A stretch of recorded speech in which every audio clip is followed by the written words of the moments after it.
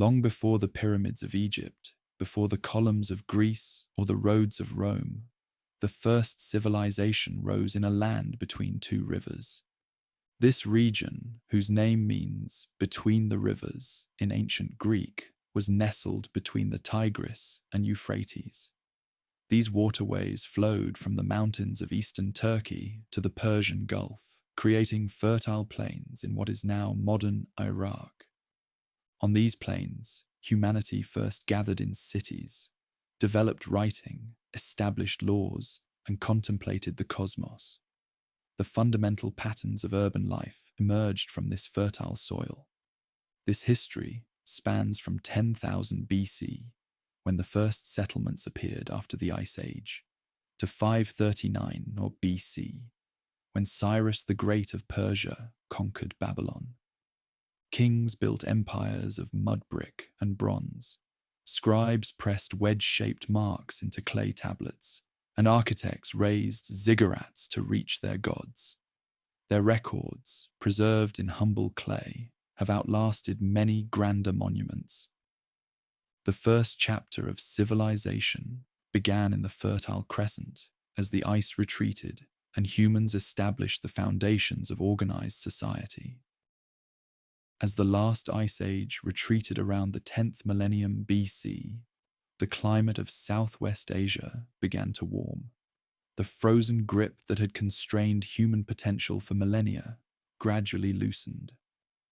In the hills and valleys surrounding the twin rivers, small bands of hunter-gatherers noticed something remarkable: wild wheat and barley growing in abundance. These early people had spent countless generations following herds and gathering seasonal plants. They carried their possessions on their backs and moved with the rhythms of nature.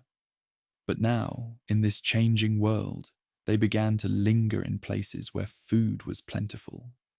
The first settlements were modest, clusters of round huts made from reeds and mud.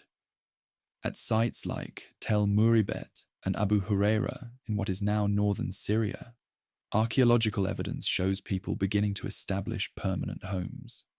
They still hunted gazelle and gathered wild pistachios, but they stayed in one place season after season.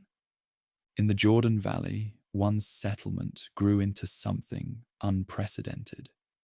Jericho, perhaps the world's oldest continuously inhabited town, emerged 11,000 years ago. Its inhabitants built stone walls, not just for homes, but for protection. The first evidence of communal defense. They crafted mysterious tower structures whose purpose remains debated by archaeologists today. Further east, at Çatalhöyük in Anatolia, another remarkable community developed. Here, people built their mud brick houses so close together that they had no streets. Residents entered their homes through holes in the roof, moving across the settlement like ants through a complex mound. But the true revolution was happening quietly in the fields. Through careful observation and selection, these early farmers began to domesticate wild grains. Plants with larger seeds and husks that didn't shatter easily were favored. Generation after generation, wild grass became cultivated wheat. The deliberate growing of food had begun. Similarly, animals once hunted became herded. The wild aurochs, fierce ancestors of modern cattle, were gradually tamed. Sheep, goats, and pigs followed. The domestication of animals provided a reliable source of meat, milk, and hides without the uncertainties of the hunt. This agricultural revolution spread gradually along the fertile arc of land, stretching from the Persian Gulf up through the river valleys and around to the Mediterranean coast, the Fertile Crescent. The transformation was not instant but unfolded across centuries. The implications were profound. For the first time, humans could produce more food than they immediately needed. This surplus allowed some individuals to pursue crafts other than food production. Specialists emerged, potters, weavers, and tool makers, who could trade their creations for food. During the 6th millennium BC, another pivotal innovation appeared: pottery.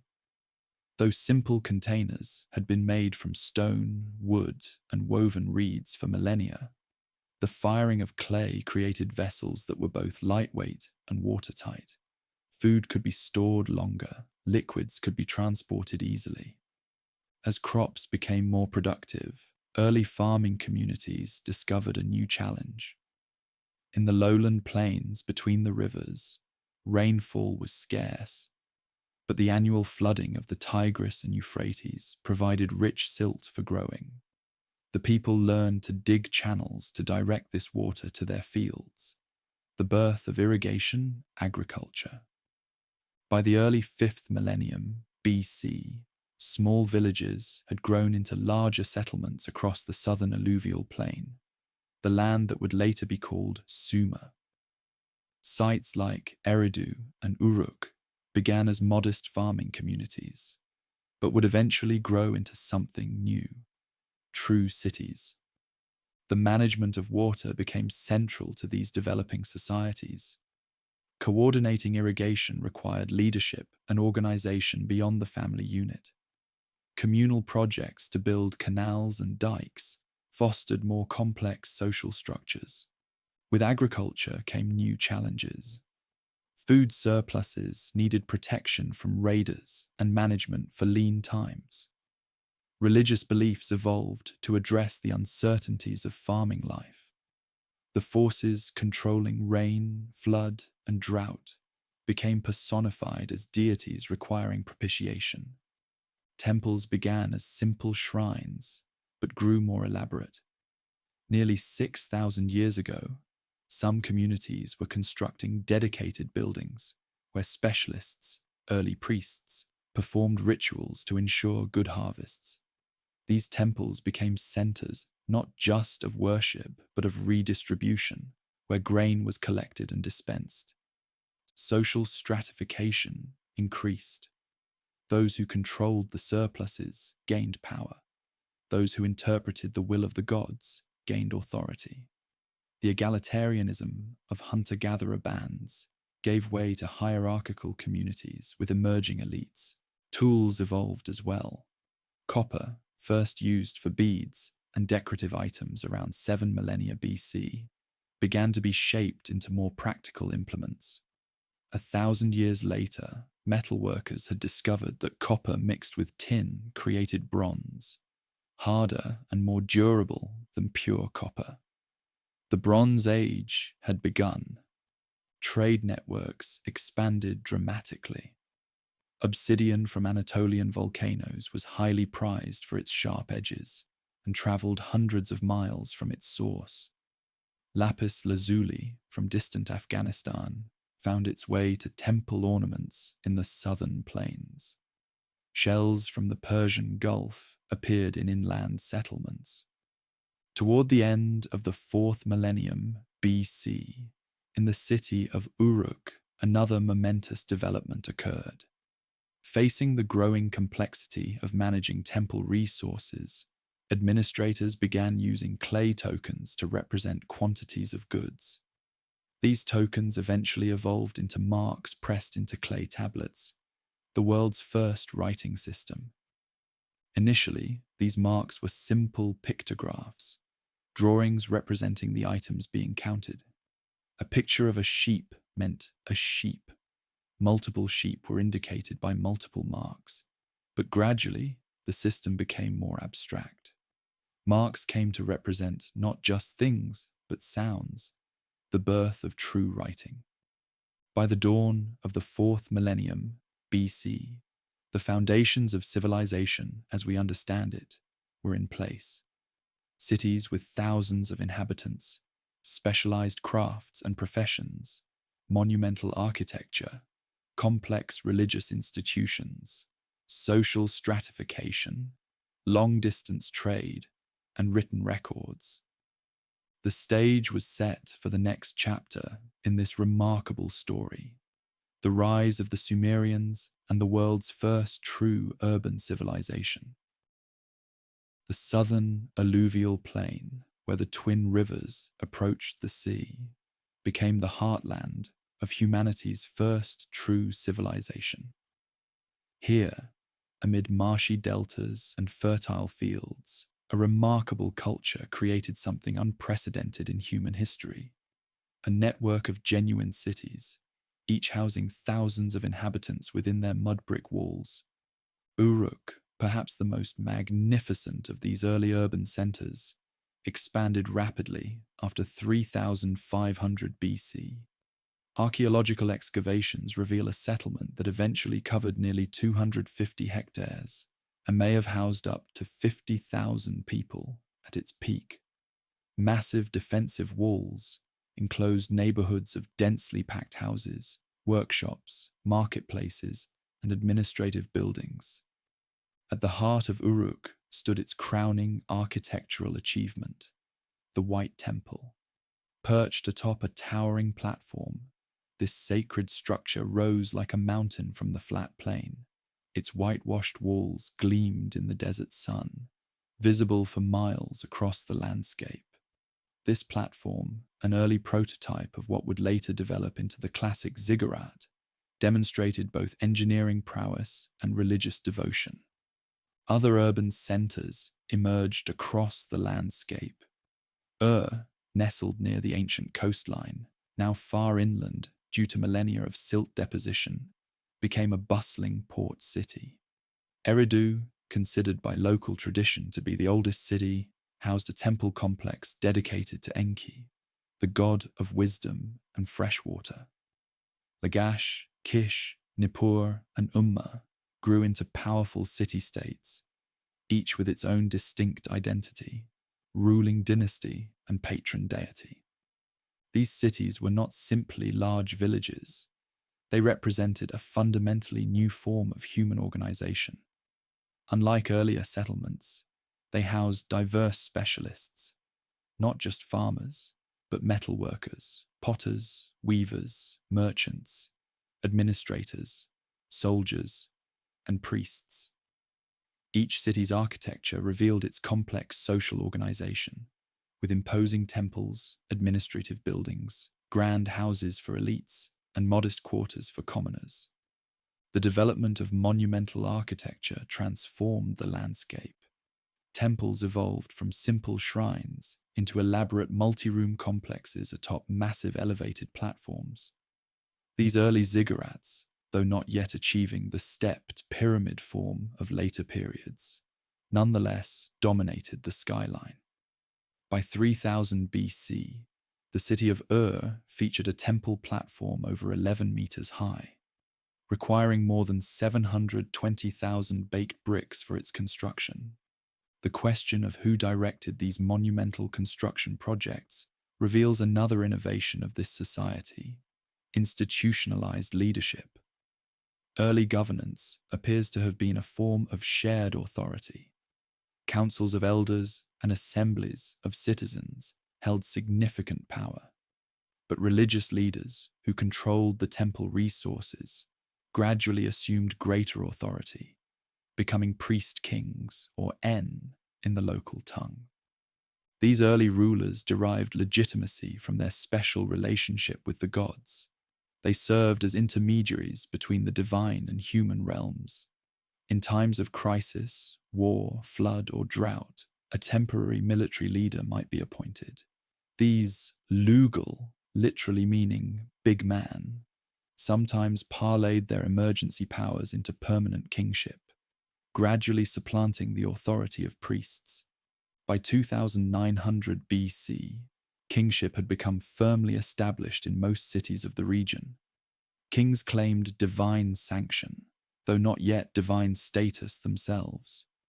Royal tombs from this period at display extraordinary wealth: gold vessels, elaborate jewelry, musical instruments, and the skeletons of retainers apparently sacrificed to accompany their ruler into the afterlife. Religious beliefs permeated every aspect of life in these early city-states. The pantheon included countless deities, with each city elevating its patron god or goddess to special prominence. An, the sky god, Enlil, the god of wind and storms, Enki, the god of water and wisdom, and Inanna, the goddess of love and war, ranked among the most powerful. The people believed these gods were much like humans in their emotions and needs, though vastly more powerful. Temples functioned as the gods' earthly dwellings, where priests performed elaborate rituals to please these divine residents. Daily offerings of food, drink, and incense sustained the deities, who might otherwise unleash flood, famine, or invasion upon neglectful worshippers. The cosmos was pictured as a flat disk with the earth at its center, covered by a vault of heaven. Below lay the underworld, a gloomy realm where the spirits of the dead existed in a shadowy half-life. Unlike later civilizations, there was no promise of paradise for the virtuous. The afterlife awaited everyone, regardless of earthly conduct, as a dimmer version of mortal existence. The understanding of the natural world blended practical observation with mythological explanation. Medical texts from this period show sophisticated knowledge of anatomy and treatments, yet attribute disease to divine displeasure or demonic influence. Similarly, advanced astronomy tracked celestial movements for agricultural and religious calendars, while interpreting unusual cosmic events as divine omens. One of the most far-reaching innovations of this culture, cuneiform writing, continued to evolve throughout this period. What began as simple pictograms for accounting gradually developed into a comprehensive writing system capable of expressing abstract concepts and recording spoken language. By 2500 BC, scribes were using about 600 different signs to write not just lists of goods, but letters, legal documents, medical texts, and literature. Literacy remained the privilege of a specialized class of scribes. Young boys from wealthy families began training in the tablet houses, their schools around age 7, studying for years to master the complex system. These scribes gained considerable status, serving as administrators, accountants, and record keepers for temples, palaces, and merchants. The language of this early civilization remains somewhat mysterious. Unrelated to the Semitic or Indo-European language families, it stands as a linguistic isolate with no known relatives.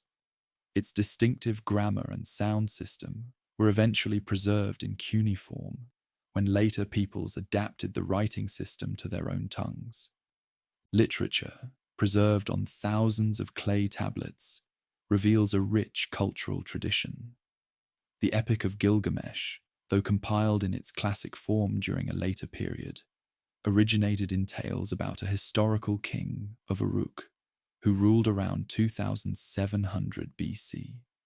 This remarkable story follows its hero's quest for immortality after the death of his beloved friend, ultimately concluding that death is humanity's inevitable fate.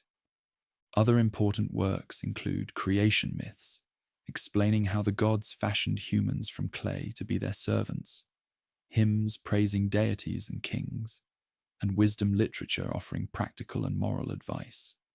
One poignant text, Man and His God, wrestles with the problem of undeserved suffering, resembling in some ways the later biblical book of Job. This civilization also created the world's oldest known law codes. Though the famous Code of Hammurabi would come later, fragments of legal texts from around 2400 BC show a society already concerned with formalizing rules for commerce, property, marriage, and criminal justice. One collection, the Laws of Urnamu, established monetary compensation for injuries rather than the principle of physical retribution. The concept of an eye for an eye found in later Semitic law codes. Economic life in these ancient cities revolved around the temples and palaces, which controlled vast agricultural estates. Temples employed thousands of workers to farm their lands, tend livestock, and produce textiles. These institutions developed sophisticated accounting systems, tracking income, expenditures, loans, and interest payments. Private commerce also flourished. Merchant families conducted trade expeditions to distant lands, exchanging grain, textiles, and manufactured goods for timber, metals, and luxury items. By the middle of the 3rd millennium BC, trade networks extended to the Indus Valley civilization in what is now Pakistan, to the highlands of Iran and Afghanistan, to Anatolia, and down the Persian Gulf. Technological innovation accelerated during this period. The potter's wheel, appearing around 3500 BC, revolutionized ceramic production. Wheeled vehicles, first evidenced around 3200 BC, transformed transportation. Bronze metallurgy advanced significantly, producing stronger tools and weapons. Mathematical knowledge grew more sophisticated, developing a sexagesimal number system based on units of 60, whose legacy survives in our 60-minute hours and 360-degree circles. While the urban revolution transformed society, most people remained farmers, living in the countryside or in the shadow of city walls. Their agricultural techniques became increasingly sophisticated. They developed specialized plows, irrigation systems with regulatory gates and levees, and methods for combating the increasing salinization of over-irrigated fields. The social hierarchy grew more complex as cities expanded. At the top stood kings, priests, and nobles. Below them ranked the professionals, scribes, merchants, and master craftsmen. The bulk of the urban population consisted of ordinary craft workers, laborers, and servants. At the bottom stood slaves, though slavery was not as pervasive as in some later civilizations and often represented a temporary status caused by debt or wartime capture. Women in this society held more rights than in many later civilizations. They could own property, operate businesses, and even serve as scribes or priestesses, though the highest religious and political offices remained male domains. Marriage was arranged by families, typically with a bride price paid to the woman's parents. Divorce was possible for both partners under certain circumstances, though men had greater freedom in this regard. The city-states of this region existed in a near-constant state of competition and conflict. Disputes over water rights, boundary lines, and trade routes frequently escalated into warfare. Around 2500 BC, the ruler of Umma, Lugalzagesi, conquered several neighboring cities and briefly unified much of the southern plain. His achievement proved short-lived, however, setting the stage for external conquest. By 2334 BC, the political landscape of Mesopotamia stood poised for transformation. The independent city-states had developed sophisticated culture, technology, and social organization, but their internal rivalries left them vulnerable. To the north, in the region around modern Baghdad, a leader with unprecedented ambition was rising to power. Sargon of Akkad, who would create the world's first true empire. The legacy of this remarkable civilization would live on in the imperial systems that followed, as later peoples adopted and adapted its religious concepts, literary themes, artistic conventions, and scientific knowledge. Even after losing political independence, the cultural influence of Sumer continued to shape Mesopotamian civilization for millennia. To the north of the ancient city-states of Sumer, another culture had been developing in the central plains of Mesopotamia. These peoples spoke a Semitic language rather than the isolated tongue of their southern neighbors. Though influenced by the achievements of the older civilization, they maintained their own distinct identity, centered around their main settlement, Akkad. The exact location of Akkad remains unknown to modern archaeologists, but it likely stood somewhere near present-day Baghdad. From this city would emerge a figure whose ambitions would transform the political landscape of the ancient world, Sargon, whose name means the true king in his native language. The origins of Sargon are shrouded in legend. According to his own inscriptions, he was born to humble beginnings, the son of a gardener or date palm cultivator. A later tradition claimed he was a foundling, set adrift in a reed basket on the Euphrates River, much like the biblical Moses would later be portrayed.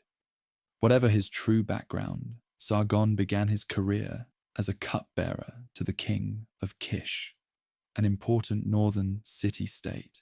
From this modest position at court, Sargon demonstrated remarkable political and military skills.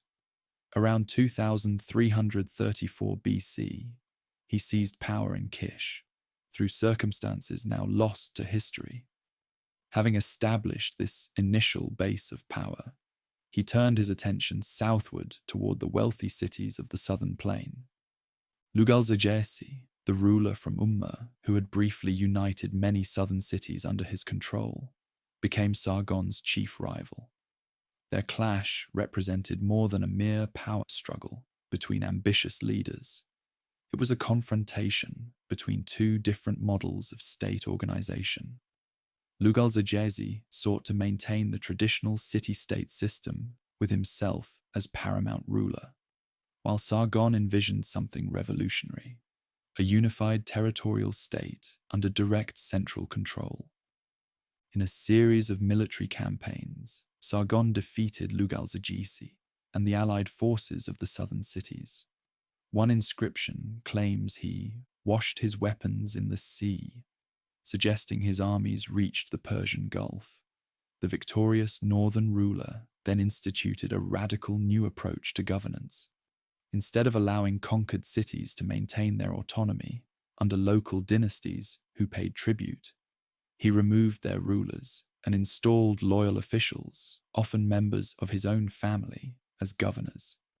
This administrative innovation marked the birth of the world's first true empire, a multi-ethnic state with centralized authority extending over a vast territory.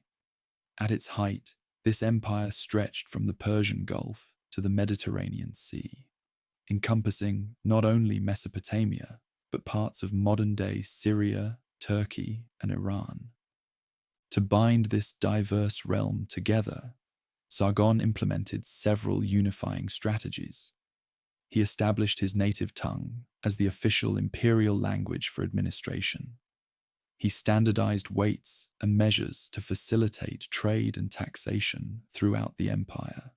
Perhaps most importantly, he created a standing professional army, reportedly numbering 5,400 men who ate bread daily before him. This military force, loyal to the ruler rather than to local cities or leaders, provided the coercive power necessary to maintain imperial control. The empire's economic foundations rested on agricultural surplus extracted as taxes, control of vital trade routes, and the wealth of conquered cities. Trade expanded dramatically under imperial security, with caravans and ships carrying goods across unprecedented distances. Merchants from the empire ventured as far as the Indus Valley in modern Pakistan and into Central Asia in search of precious materials like lapis lazuli, carnelian, and tin. For the common people, this imperial system brought both benefits and burdens. Imperial peace and standardization facilitated commerce and cultural exchange. New irrigation works increased agricultural productivity in some regions. However, taxation was heavy, and labor could be conscripted for massive building projects or military campaigns. Rebellions were punished harshly, with city walls demolished and populations sometimes relocated. Sargon ruled for approximately 56 years, according to later king lists, though this may include the reigns of some of his successors. His long reign provided the stability needed for imperial institutions to take root. When he died around 2279 BC, he left behind a transformed political landscape. The age of independent city-states had given way to the age of empires. His successors faced the perennial challenge of imperial rulers, maintaining control over diverse territories with different languages, cultures, and local interests.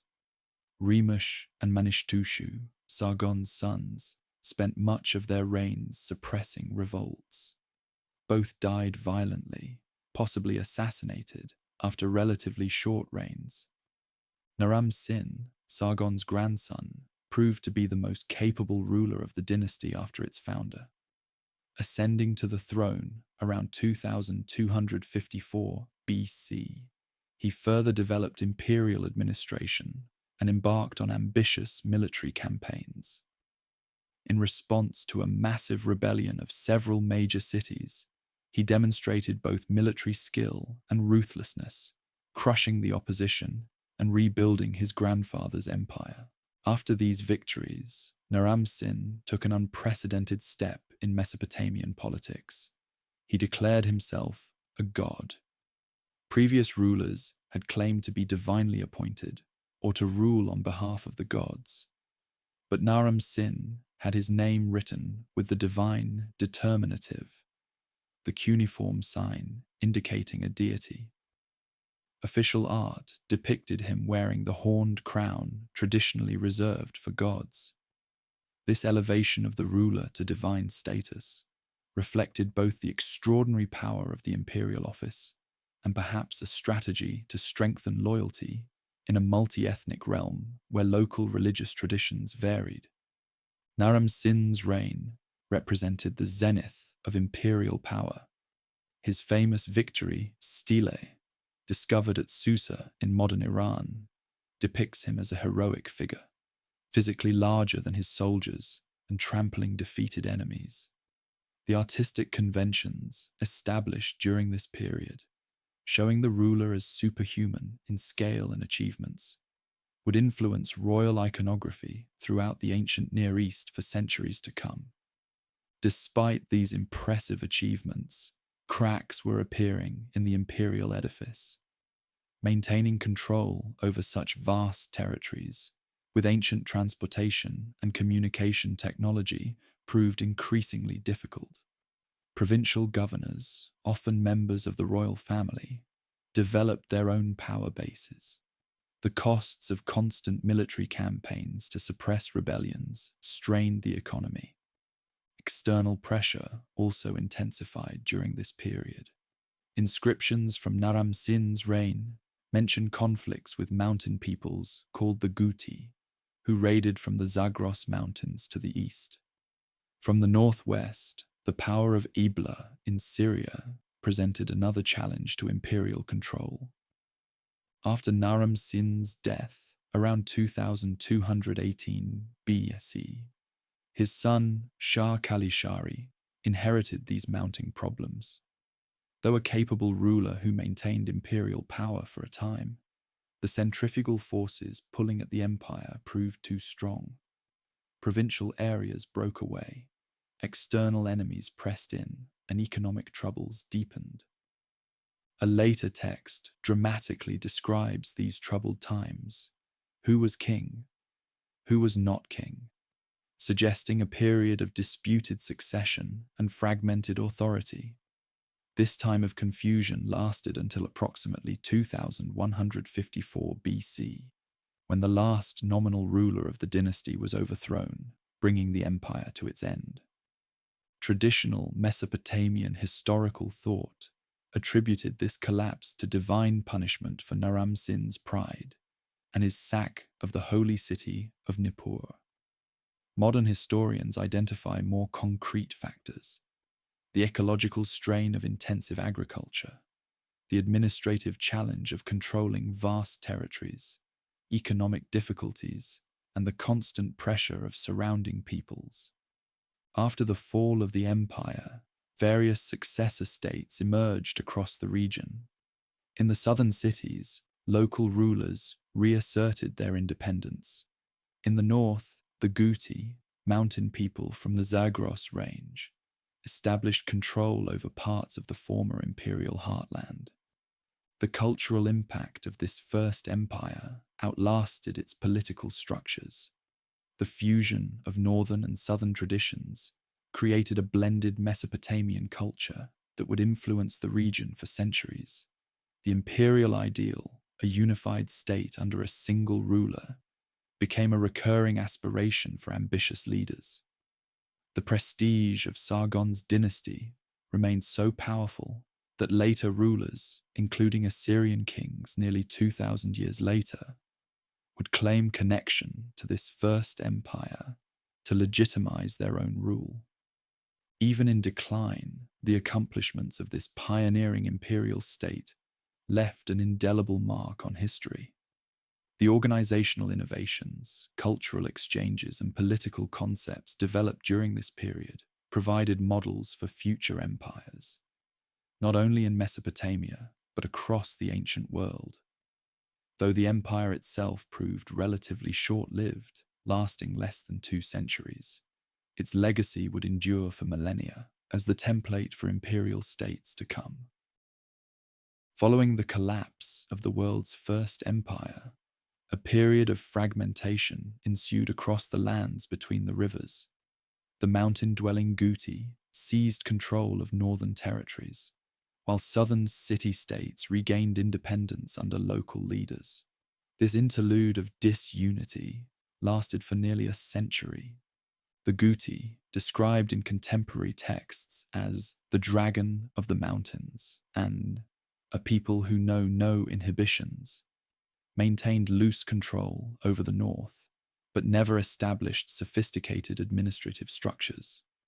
Their rule, characterized by raids and tribute collection rather than governance, grew increasingly unpopular among the settled populations under their dominion. Meanwhile, in the south, a remarkable cultural renaissance began taking shape. Freed from northern control, yet drawing on the integrated traditions developed during the previous era, the ancient cities experienced a creative rebirth. Scholars call this phase the Neo-Sumerian period, marking the revitalization of older cultural forms within new political structures. Among these resurgent southern centers, the city of Lagash achieved particular prominence under a ruler named Gudea. Though never attempting to build a large territorial state, Gudea presided over a flourishing of arts, architecture, and religious expression. Dozens of statues depicting this pious leader have survived, showing him in poses of devotion with hands clasped in prayer. Made from hard diorite stone imported from distant lands, these sculptures demonstrate both artistic sophistication and extensive trade connections. Inscriptions left by Gudea describe elaborate temple construction projects and religious devotion. One text recounts a dream in which the god Ningirsu instructed him to rebuild a temple, complete with detailed divine specifications.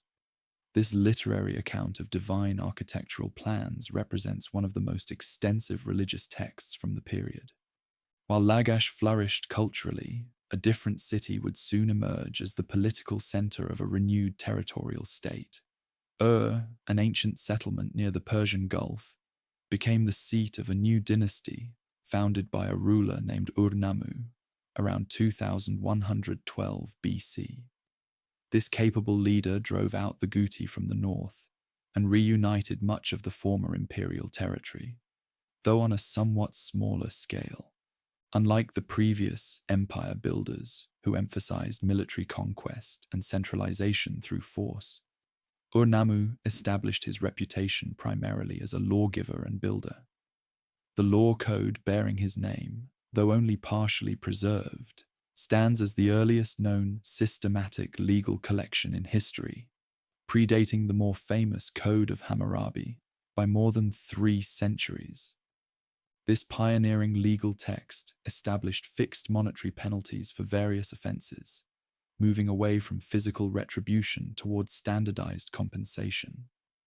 It protected the less powerful, widows, orphans, and the poor, from exploitation by the wealthy. Notably, the code included the earliest known traffic laws, establishing right-of-way rules for boats on canals. Beyond his legal innovations, Ur-Nammu embarked on an ambitious building program throughout his domains. His most visible achievement was the construction of monumental ziggurats, massive step temples rising toward the heavens. The best preserved example at Ur featured 3 levels, reaching a height of about 30 meters, accessed by triple staircases. These imposing structures, visible for miles across the flat landscape, served as potent symbols of renewed cultural confidence and religious devotion. The administrative system developed during this period represented a sophisticated blend of centralized and local control. Provincial governors oversaw regional affairs, while a complex bureaucracy managed the collection and redistribution of resources. Royal officials conducted regular tours of inspection, and messengers carried communications along designated routes between administrative centers. Under Ur-Nammu's son, Shulgi, who ruled for an extraordinary 48 years, the state reached its peak of organization and prosperity.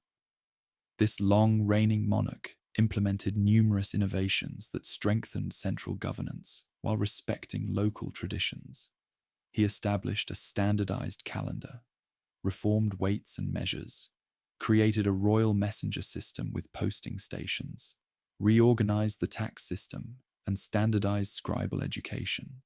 Shulgi also cultivated his image as an ideal ruler through various symbolic actions. He claimed to be a champion runner who personally carried ritual offerings between major temple cities in a single day, a distance of over 100 miles. Whether literal or symbolic, this claim emphasized his role in unifying distant centers through personal exertion. In the later years of his reign, Shulgi followed the precedent established by earlier rulers and declared himself divine. Temples dedicated to his cult were established throughout the realm, and his name was written with the divine determinative. This deification of the living king represented an attempt to create a religious foundation for political unity across traditionally independent cities. The economic system of this period combined centralized planning with market elements. The state controlled vast agricultural estates, employed thousands of workers directly, and managed extensive redistribution networks. Textile workshops housed hundreds of female workers, producing goods for both domestic consumption and export. Simultaneously, private merchants conducted independent trade ventures, though typically under royal oversight. Cultural achievements during this era included a revival of the ancient language for religious and literary purposes. Scribal schools flourished, preserving and expanding traditional texts. Many of the literary works later identified as classics were compiled and standardized during this period of cultural renaissance, including creation myths, temple hymns, royal praise poems, and wisdom literature. One innovative literary form that emerged was the royal love song, lyrical compositions depicting romantic relationships between kings and the goddess Inanna. These poems, mixing politics with eroticism, served to reinforce the theological underpinnings of royal authority through divine marriage metaphors. A hymn about Shulgi describes him as the beloved husband of Inanna, symbolically linking political and cosmic order. International relations during this period included both diplomatic and military dimensions. Royal marriages cemented alliances with neighboring powers. Trade networks extended to distant lands, bringing luxury goods from as far as the Indus Valley and Afghanistan. Military campaigns secured frontiers and trade routes, particularly against nomadic peoples from the eastern highlands and deserts, who periodically threatened settled areas. The stability of this Renaissance period began to erode under Shulgi's successors. Ibbi Sin, the last ruler of the dynasty, faced mounting challenges from several directions.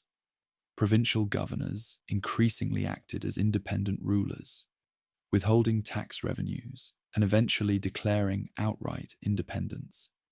Amorite nomadic groups infiltrated from the west, establishing settlements in previously urban-dominated areas. Most critically, the ancient irrigation systems that sustained the agricultural heartland faced a combination of drought conditions and the cumulative effects of salinization, a process where repeated irrigation in an arid climate leads to salt buildup in the soil, gradually reducing fertility. Grain prices recorded in texts from this period show dramatic inflation, suggesting severe agricultural difficulties. A correspondence between Ibbi Sin and a provincial governor named Ishbi-Erra illustrates the deteriorating situation. The governor reports being unable to deliver grain shipments due to threats from enemies, likely both external nomadic groups and internal rebellious elements. Eventually, Ishbi-Erra established himself as an independent ruler in the city of Isin, effectively seceding from the unified state. The final blow came from an external power.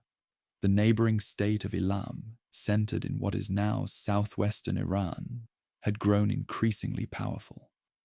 Around 2004 BC, Elamite forces allied with other enemies of the regime captured Ur itself. The city was pillaged, its ziggurat desecrated, and Ibbi Sin taken captive to Elam, where he presumably died in exile.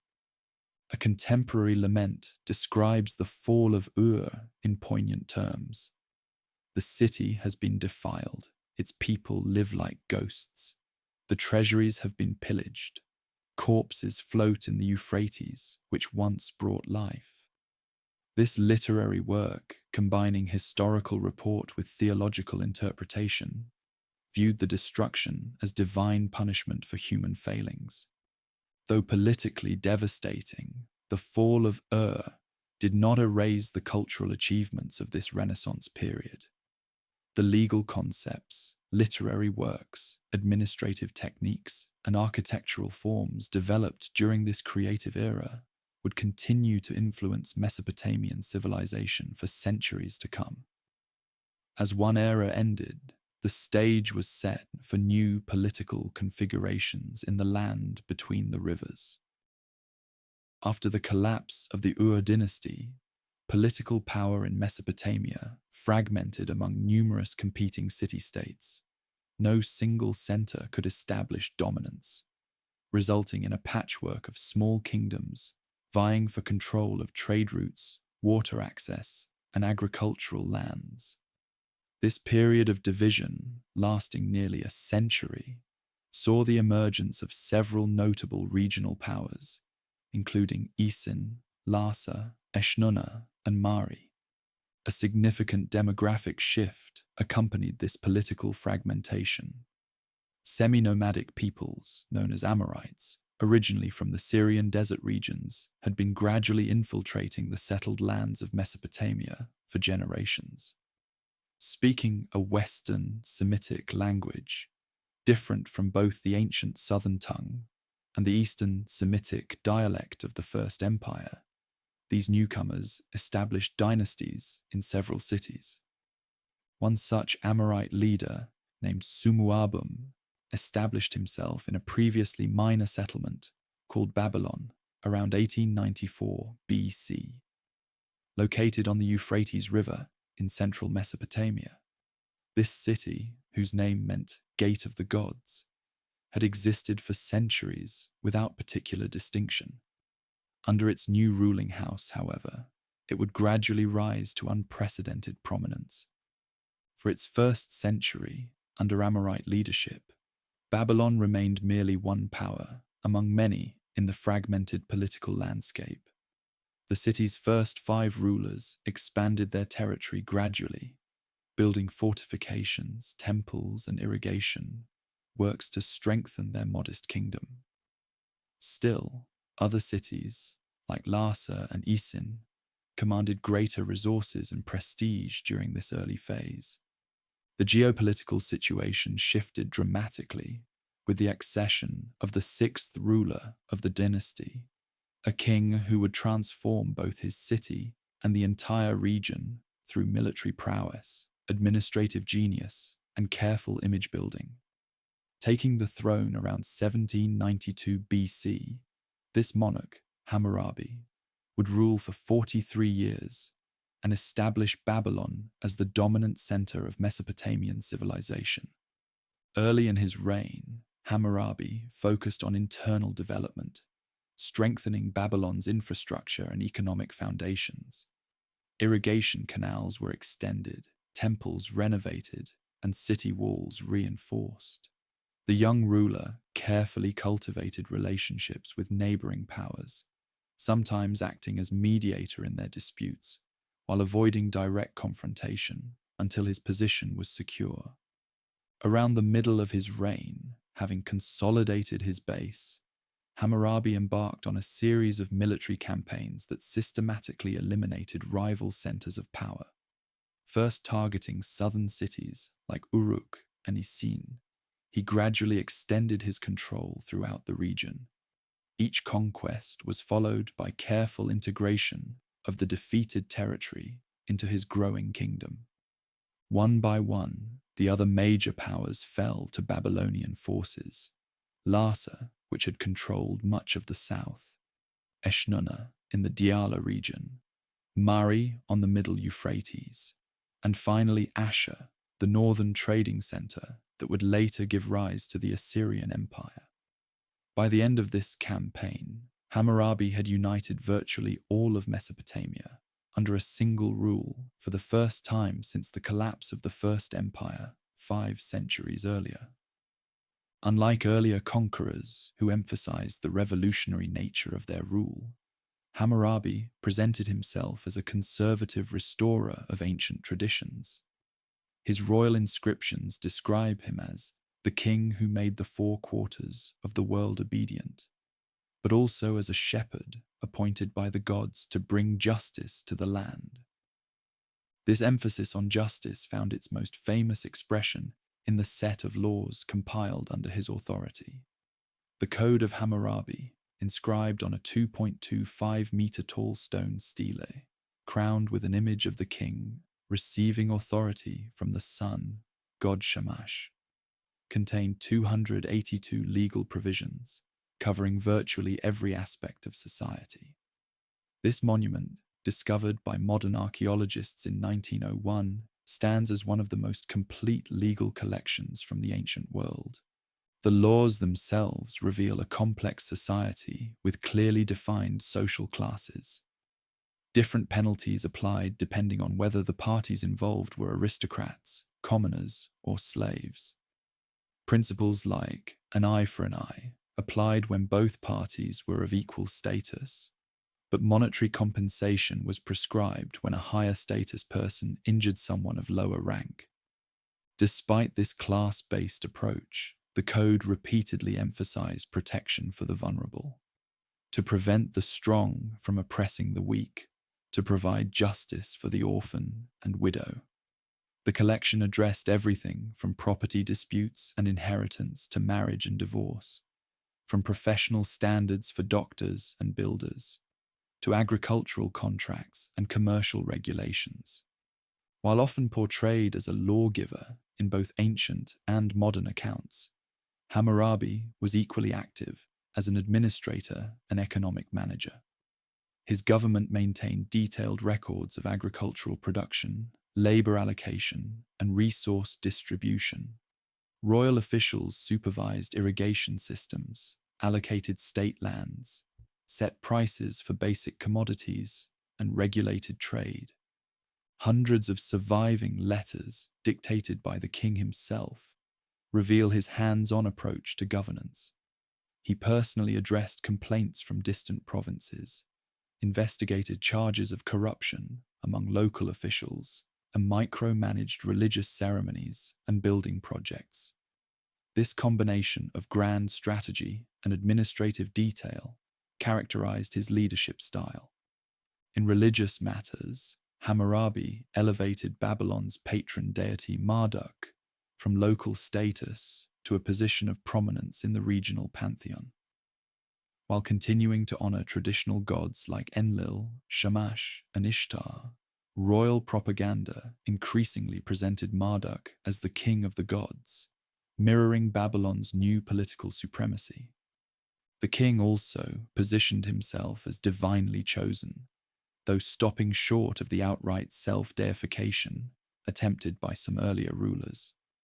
The prologue to his law code describes him as named by Anu and Enlil to promote the welfare of the people, to cause justice to prevail in the land. This balance between divine sanction and human service characterized Babylonian royal ideology. When Hammurabi died around 1750 BC, he left behind a unified kingdom incorporating most of Mesopotamia. His son, Samsu-Iluna, inherited a seemingly stable state, but this appearance proved deceptive. Within a few years, revolts erupted in southern cities with older cultural traditions. Though initially suppressed, these rebellions continued to flare up, gradually eroding central control. Adding to these internal challenges, a new external threat emerged from the marshlands of the extreme south. A people known as the Sealand dynasty established control over the coastal regions, eventually seizing several southern cities from Babylonian control.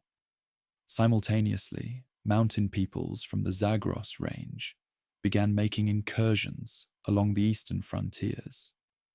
Under these mounting pressures, Babylon's territorial control gradually contracted. By 1700 BC, just 50 years after Hammurabi's death, much of the south had been lost. Subsequent rulers maintained control over central Mesopotamia, but never regained the extensive empire of their great predecessor. Despite this territorial reduction, Babylon itself remained prosperous and culturally dominant.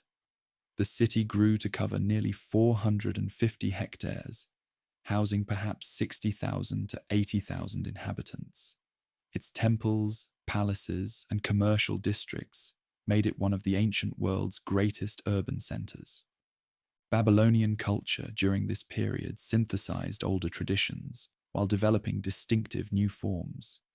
Scholars compiled and preserved ancient texts, including literary works, medical treatises, mathematical texts, and religious compositions. The Akkadian language of Babylon became the international diplomatic tongue of the Near East, used for communication between kingdoms across the region. Intellectual achievements flourished, particularly in astronomy, mathematics, and medicine. Babylonian astronomers carefully tracked celestial movements, developing the first predictive mathematical models of planetary behavior. Mathematicians worked with an advanced numeral system that permitted complex calculations, including operations with fractions, solving of quadratic equations, and early approximations of irrational numbers, like the square root of 2. This creative period continued for nearly 2 centuries after Hammurabi. Despite the gradual reduction in Babylon's territorial control, the dynasty maintained political stability within its core regions, and cultural influence extended far beyond political boundaries. The end came suddenly and catastrophically. Around 1595 BC, a completely unexpected threat appeared from far to the north. The Hittites, an Indo-European speaking people based in central Anatolia, modern Turkey, had been building their own kingdom far from Mesopotamian centers. Under an ambitious ruler named Mursili I, Hittite forces marched over 500 miles from their homeland in a raid of unprecedented scale. The Babylonians, focused on traditional threats from the east and south, were utterly unprepared for this northern attack. The Hittites breached Babylon's defenses, plundered its treasures, and overthrew the ruling dynasty that had governed for 3 centuries. After this devastating raid, the Hittites withdrew to their Anatolian homeland, apparently satisfied with booty rather than occupation. Into the power vacuum left by this shocking attack stepped another group that had been gradually increasing their influence in northern Mesopotamia, the Kassites. Originally from the Zagros Mountains, these people had been serving as mercenaries and settling in Babylonian territory for generations. After the Hittite raid, a Kassite leader seized the Babylonian throne, establishing a new dynasty that would rule for an extraordinary 400 years. Though politically transformative, the Hittite attack and Kassite takeover did not disrupt cultural continuity. The newcomers adopted Babylonian religion, language, and customs. They preserved and continued administrative practices, literary traditions, and architectural styles. Many later Mesopotamians would look back on the era of Hammurabi as a golden age, a time when justice prevailed and the region stood united under enlightened rule from the city that would remain its cultural heart for millennia to come. After the dramatic Hittite raid that toppled the dynasty of Hammurabi, a new group assumed control of Babylon and its territories. The Kassites, originally mountain dwellers from the Zagros range to the east, had been gradually integrating into Mesopotamian society for generations, serving as mercenaries, settling in rural areas, and adopting local customs. Seizing the opportunity created by the power vacuum, a Kassite leader named Agum II claimed the throne, establishing what would become the longest ruling dynasty in Mesopotamian history. Unlike previous conquerors who imposed dramatic changes, these newcomers embraced the cultural and religious traditions of the land they now ruled. They adopted the titles, gods, and administrative practices of their predecessors. Under their governance, the region experienced remarkable stability, with the Kassite dynasty maintaining control for nearly 4 centuries, from approximately 1595 to 1155 BC. Little is known about the early decades of Kassite rule, as contemporary records are sparse.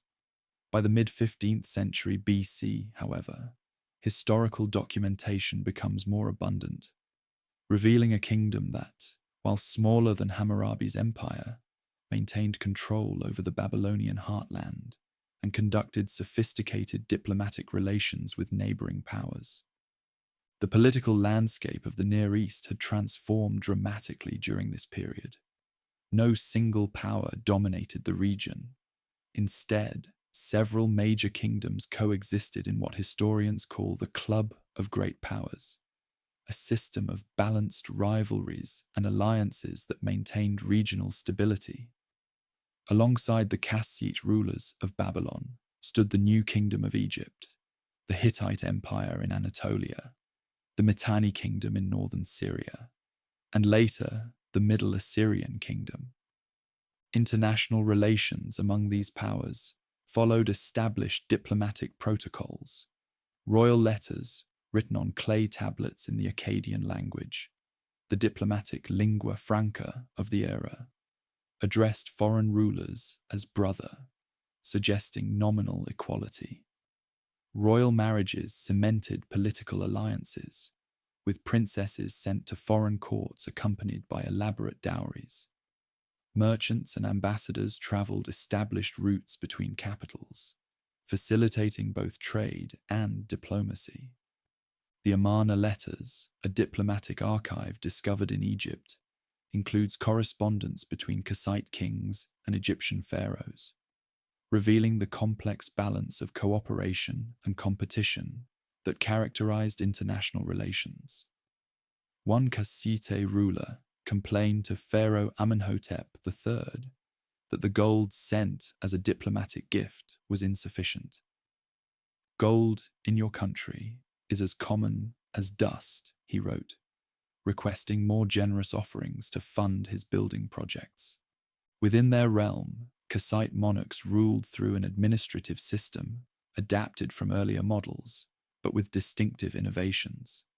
They introduced a new approach to land management, granting large estates to loyal supporters through officially documented kuduru stones. Boundary markers inscribed with the grant's details and divine symbols, invoking curses on anyone who might violate the arrangement. This system created a form of feudal relationship between the crown and a class of landed nobility.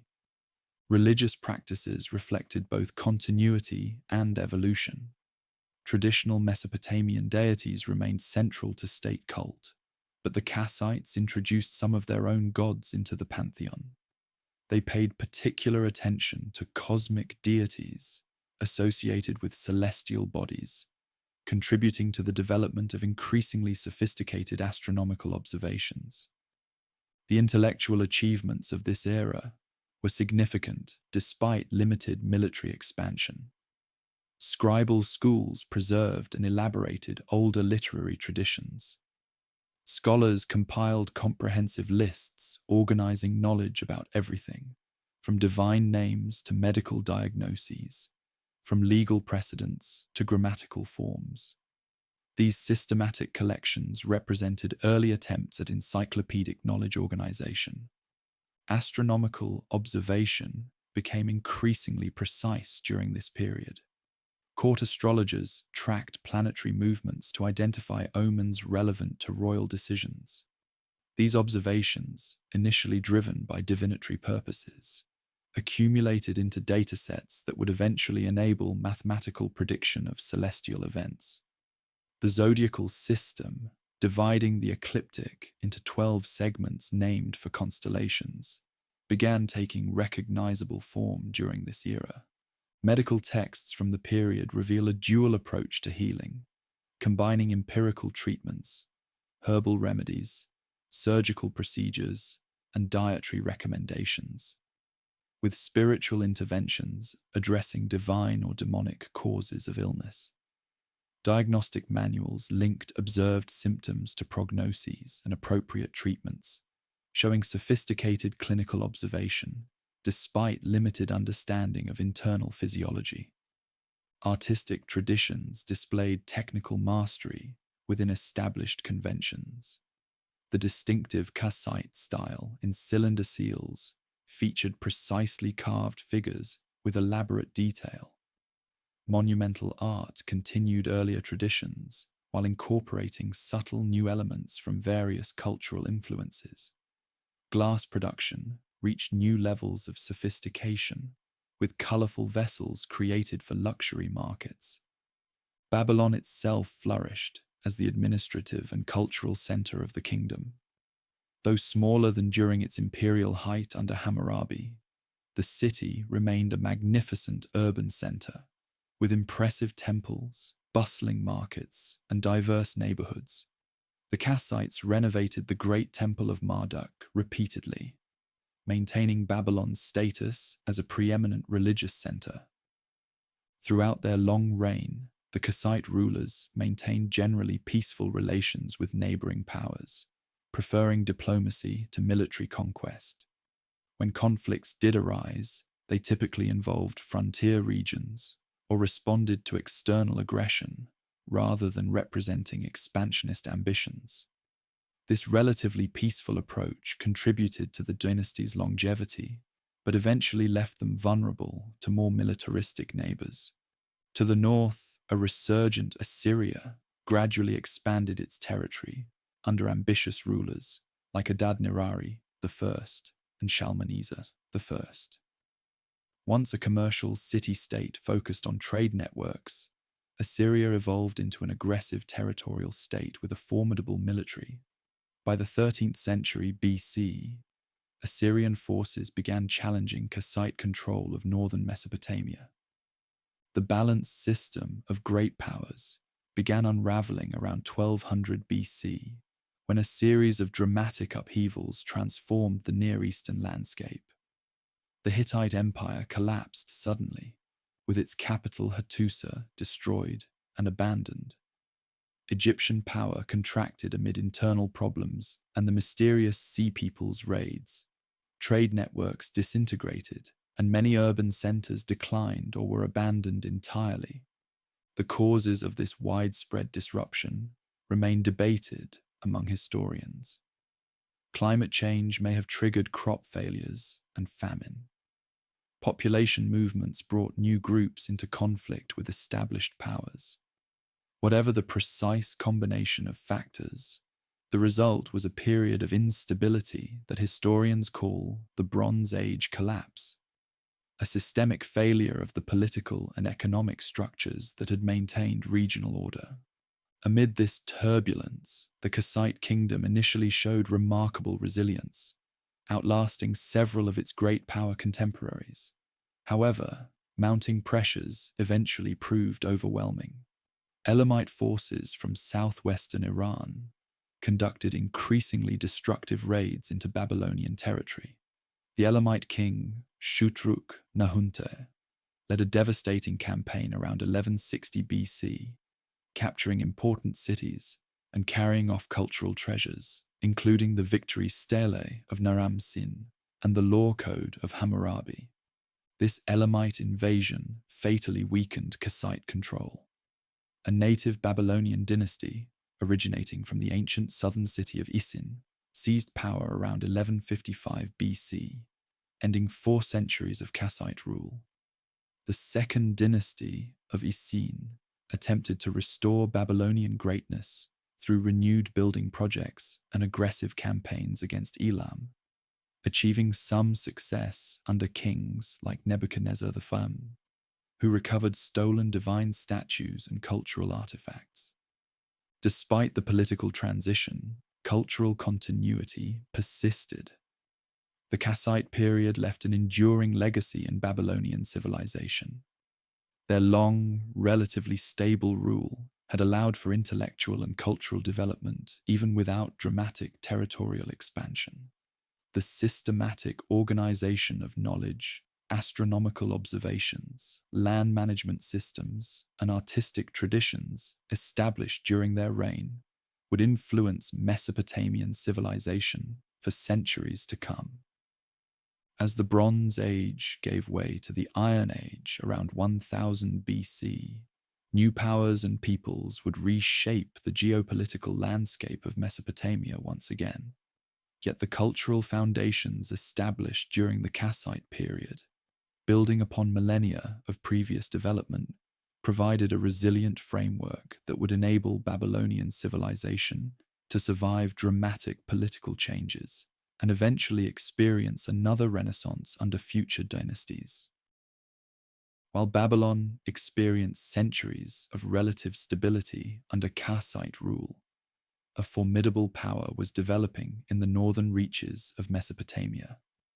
In the land watered by the upper Tigris River, with its rolling hills and rain-fed agriculture, the Assyrians crafted a society defined by military prowess, administrative efficiency, and ruthless determination.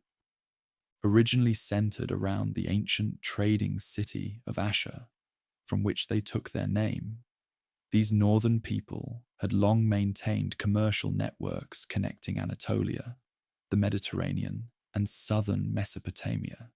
Their experience as middlemen in international trade gave them broad awareness of distant regions and resources, knowledge that would later serve imperial ambitions. The transition from trading city-state to expansionist power began gradually during the 14th century BC. Early rulers like Ashur-uballit-Tethyawn, circa 1363 to 1328 BC, asserted independence from neighboring powers and began intervening in regional politics. In a letter to the Egyptian pharaoh, this monarch proudly declared himself a great king, claiming equal status with other major powers. A dramatic shift from Assyria's previous position as a minor player. Military expansion accelerated under subsequent rulers. Adad-nirari I and Shalmaneser I extended territorial control in the 13th century BC, establishing provinces governed directly by appointed officials rather than through vassal arrangements.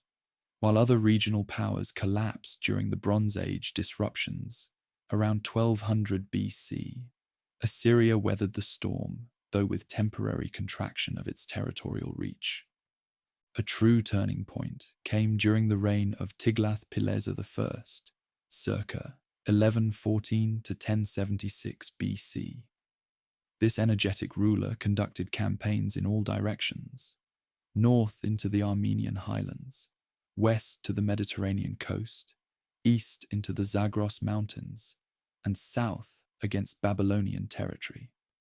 His inscriptions boast of crossing the Euphrates 28 times to fight Western enemies and hunting lions as a royal sport, establishing twin motifs that would characterize Assyrian kingship: warrior and hunter. Following Tiglath-Pileser's death, Assyria entered a period of contraction lasting nearly 2 centuries. External pressures from Aramean tribal groups combined with internal succession problems to limit territorial control.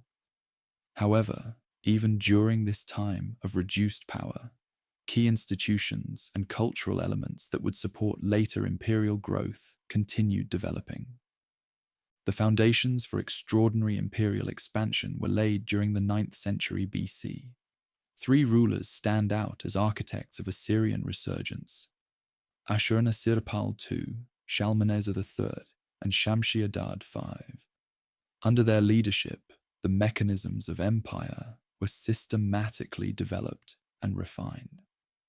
Ashurnasirpal II, 883 to 859 BC, established a new capital at Kalhu, modern Nimrud, constructing a magnificent palace decorated with stone reliefs glorifying royal achievements.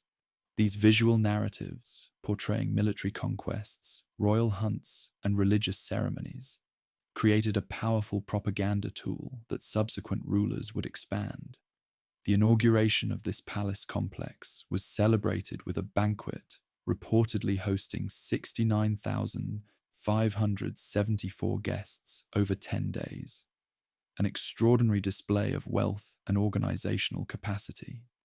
Military innovations transformed the Assyrian army into an unstoppable force.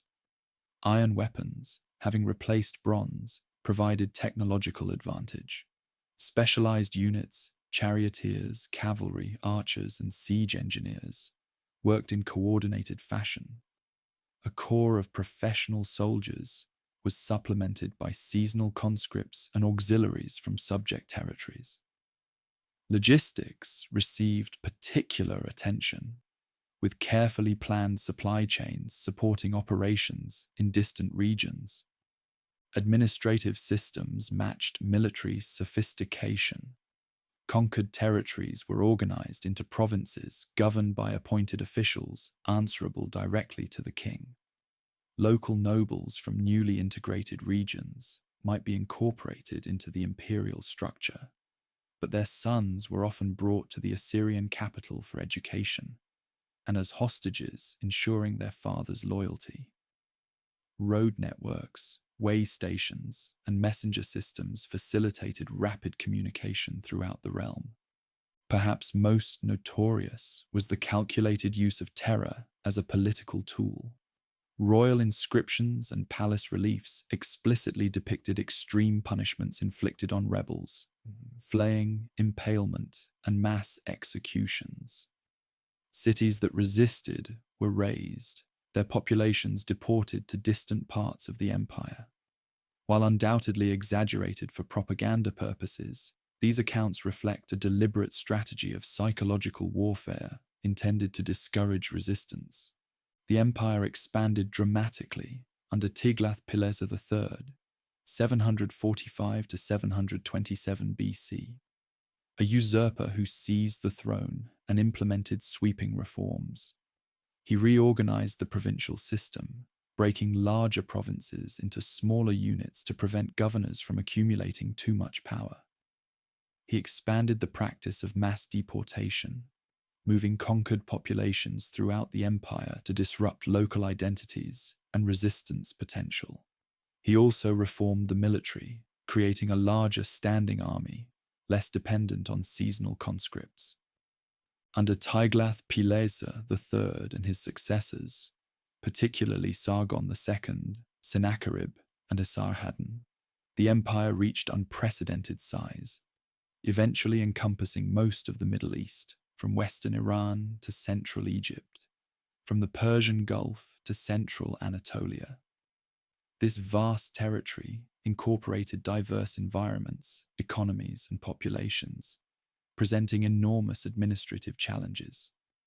The relationship between Assyria and Babylon illustrates the evolution of imperial strategy. Early Assyrian kings had treated Babylon with respect due to its ancient cultural prestige. Tiglath-Pileser III took the traditional approach of being crowned separately as king of Babylon under a different throne name.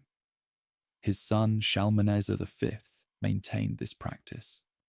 When Sargon II usurped the throne in 722 BC, he continued the dual monarchy approach. His son Sennacherib, however, grew frustrated with repeated Babylonian rebellions supported by Elam. After suppressing multiple uprisings, Sennacherib lost patience in 689 BC and ordered the complete destruction of Babylon, a shocking decision given the city's religious and cultural significance. Irrigation systems were destroyed, temples demolished, and divine statues carried off to Assyria. The sacred image of Marduk, Babylon's patron deity, was held hostage in Assyria, preventing proper religious ceremonies. This radical approach proved counterproductive, generating religious horror throughout the region and within Assyria itself.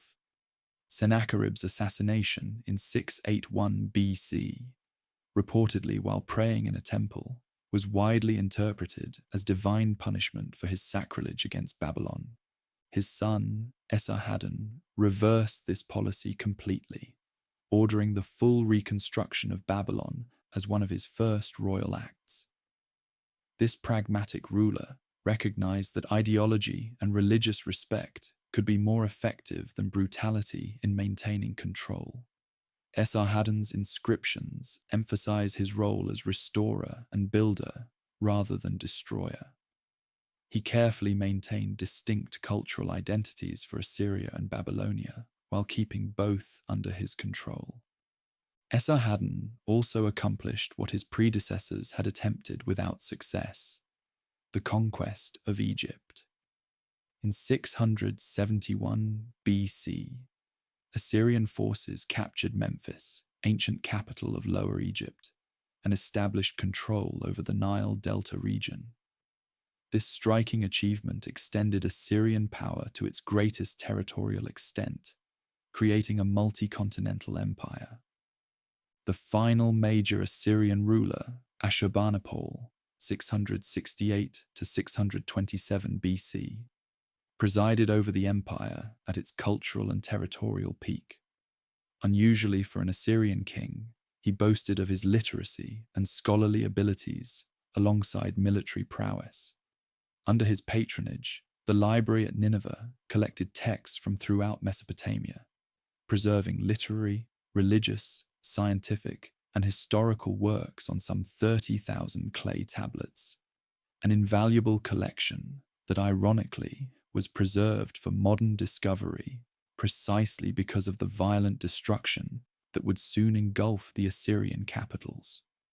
Despite outward appearances of invincibility, the massive empire faced mounting structural problems. Controlling such vast territory required enormous military and administrative resources. Constant warfare, though generating plunder and tribute, strained manpower and economic sustainability. Subject populations, repeatedly relocated and exploited, harbored deep resentment toward Assyrian rule. The system maintained momentum under Ashurbanipal's strong leadership, but his death around 627 BC revealed the fragility beneath the impressive imperial facade. Succession disputes weakened central authority at precisely the moment when external threats were mounting. Babylon, under a Chaldean dynasty led by Nabopolassar, declared independence in 626 BC. Initially, this revolt seemed like just another of the periodic Babylonian rebellions that Assyrian forces had suppressed many times before. However, Nabopolassar proved an exceptionally determined and capable leader. Even more dangerously for Assyria, he formed an alliance with the Medes, an Iranian people who had developed a powerful kingdom in the Zagros Mountains. This Babylonian-Median alliance attacked the Assyrian heartland directly, targeting the great cities that had served as imperial capitals. Ashur fell in 614 BC, followed by Nineveh in 612 BC after a 3-month siege. The magnificent palaces and temples were put to the torch, their walls toppled, their treasures looted. A remnant Assyrian court established at Haran held out briefly, but by 609 BC, Assyrian independence had been completely extinguished. The fall of Assyria was as dramatic as its rise. An empire that had dominated the Near East for centuries vanished with such finality that within 2 generations, the great capital cities lay abandoned, their once magnificent buildings reduced to overgrown mounds. The prophet Nahum's exultant description of Nineveh's fall, "Woe to the city of blood, full of lies," reflected the deep hatred Assyria's imperial practices had engendered among subject peoples. Yet even in destruction, Assyria left an enduring legacy. The imperial systems developed to control vast territories provided models for subsequent empires.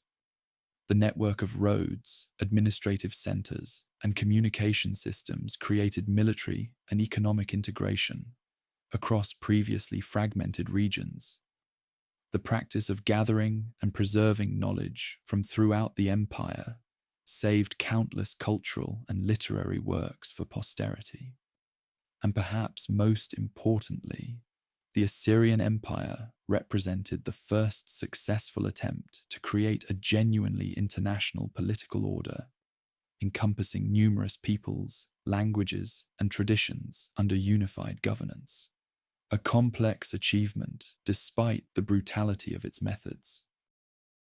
From the ashes of Assyrian domination arose a revitalized Babylonian state that would create one final magnificent chapter in Mesopotamian civilization. The Neo-Babylonian or Chaldean Empire, though lasting less than a century, achieved such cultural splendor and historical significance that it permanently secured Babylon's place in the world's imagination. The foundation for this renaissance was laid by Nabopolassar, a leader from the Chaldean tribal groups that had settled in southern Mesopotamia. Taking advantage of Assyria's weakening grip, he declared independence in 626 BC and gradually consolidated control over the southern regions. His strategic alliance with the Medes provided the military strength needed to challenge Assyrian dominance directly, leading to the dramatic fall of Nineveh in 612 BC. With Assyria's collapse, Nabopolassar faced the challenge of rebuilding a state that had experienced centuries of foreign domination. He began reconstruction projects in major cities, reorganized administrative systems, and balanced competing interests among traditional Babylonian urban elites and his own Chaldean tribal supporters. By the time of his death in 605 BC, he had established a stable foundation upon which his son would build an extraordinary legacy. That son, Nebuchadnezzar II, would become the defining figure of this era, a monarch whose 43-year reign transformed Babylon into the most magnificent city in the ancient world. Taking the throne upon his father's death, the young king had already demonstrated military prowess as a crown prince. leading armies against Egyptian forces attempting to fill the vacuum left by Assyria's fall. Nebuchadnezzar's early campaigns secured the western territories of the former Assyrian Empire, extending Babylonian control through Syria and Palestine to the Egyptian border. His fateful siege of Jerusalem in 597 BC, followed by a more devastating conquest in 587 BC, led to the destruction of the Hebrew temple and the exile of the Judean elite to Babylon, a pivotal event in Jewish history described poignantly in biblical texts and remembered in the famous lines, "By the rivers of Babylon, there we sat down and wept when we remembered Zion." Having secured his borders through decisive military action, Nebuchadnezzar turned his primary attention to internal development and monumental construction projects. The wealth flowing into imperial coffers from tribute, trade, and agriculture funded an ambitious building program that would transform Babylon into a wonder of the ancient world. The city was already ancient, with a history stretching back nearly 2 millennia, but Nebuchadnezzar reimagined it on an unprecedented scale. Massive new walls, reportedly so thick that a 4-horse chariot could turn around on their top, encircled an urban expanse of more than 850 hectares. A network of canals and quays managed water flow from the Euphrates, which ran through the heart of the city. Wide processional ways, paved with limestone and decorated with glazed brick reliefs of lions, dragons, and bulls, connected the major religious and administrative centers. Most spectacular of all was the temple complex dedicated to Marduk, Babylon's patron deity. At its heart stood the ziggurat Etemenanki, rising in 7-colored tiers to a height of over 90 meters, the likely inspiration for the biblical Tower of Babel. Beside it stood Esagila, the main temple housing the golden statue of Marduk and treasures accumulated from conquered regions. The royal palace complex matched the temples in grandeur. Multiple courtyards, audience halls, and administrative buildings formed a city within the city.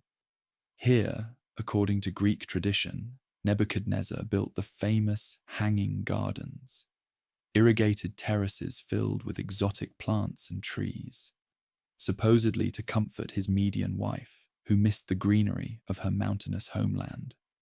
While archaeological evidence for these gardens remains elusive, the very fact that they became one of the 7 wonders of the ancient world demonstrates Babylon's powerful grip on the imagination of subsequent civilizations.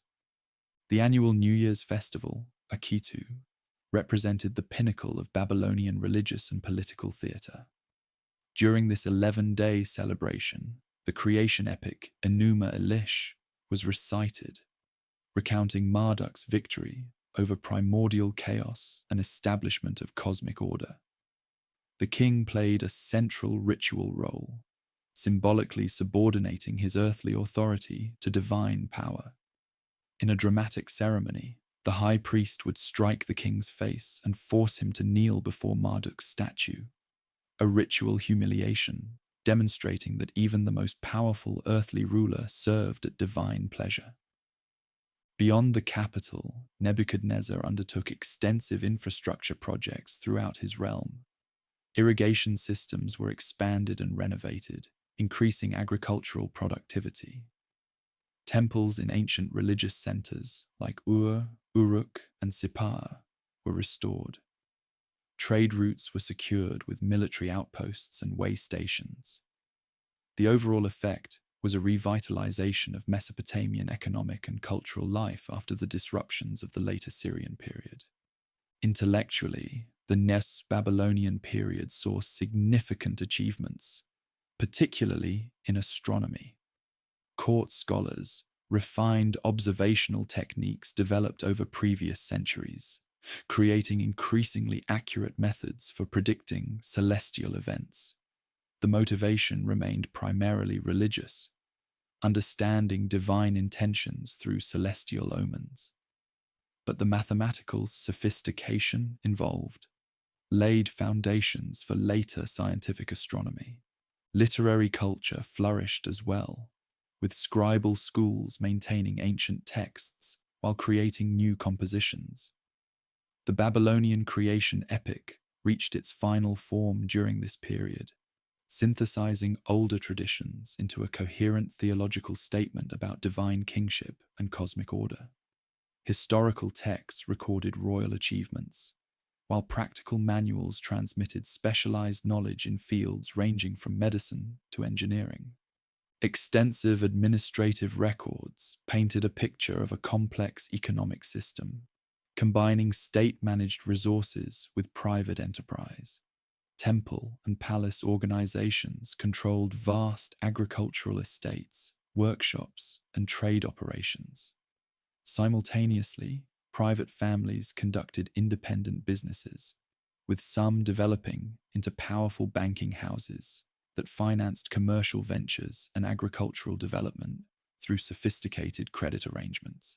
Nebuchadnezzar's death in 562 BC revealed a hidden weakness in the seemingly mighty empire. The absence of institutional structures capable of managing succession and maintaining stability beyond the life of a dominant personality. His son, Amel-Marduk, Evil Merodach in biblical sources, ruled briefly before being overthrown by Neriglissar, a military officer who had married into the royal family. After Neriglissar's short reign, his young son was quickly deposed in favor of Nabonidus, whose relationship to the royal family remains unclear. This unusual figure would become the last native ruler of independent Babylon, presiding over its final years with policies that generated increasing internal opposition. Nabonidus showed particular devotion to Sin, the moon god, elevating this deity's status in ways that disturbed the powerful priests of Marduk, who had enjoyed premier status under previous rulers. Even more controversially, Nabonidus spent 10 years of his 17-year reign in the Arabian oasis of Taima, leaving his son Belshazzar as regent in Babylon. The reasons for this extraordinary absence from the capital remain debated. Perhaps commercial interests, religious motivations, or health concerns played roles. Whatever the explanation, this unprecedented arrangement weakened central authority and alienated key constituencies within Babylonian society. The priests of Marduk, aristocratic families, and urban elites grew increasingly dissatisfied with what they viewed as religious deviation and neglect of traditional ceremonies. Meanwhile, a new power was rising beyond the empire's eastern borders. The Persians, led by Cyrus II, later called the Great, had been consolidating control over the Iranian plateau, overthrowing their former Median overlords and creating a formidable new kingdom. In 539 BC, Persian forces approached Babylon after defeating outlying garrisons. The biblical account of the city's fall, featuring the famous writing on the wall interpreted by the prophet Daniel, suggests a night of feasting and revelry interrupted by enemy intrusion. Archaeological and contemporary Persian sources tell a different story. Babylon surrendered with minimal resistance, and Cyrus entered the city as a respectful liberator rather than a destructive conqueror. His famous cylinder inscription, discovered by modern archaeologists, portrays him as chosen by Marduk to restore proper worship and just governance after Nabonidus's alleged neglect. Whether through divine will or political calculation, this relatively peaceful transition preserved Babylon's physical splendor while ending its political independence. The Neo-Babylonian Empire became a wealthy province within the even larger Persian Empire, which would establish new paradigms for multicultural governance. Thus concluded the final chapter of truly independent Mesopotamian civilization.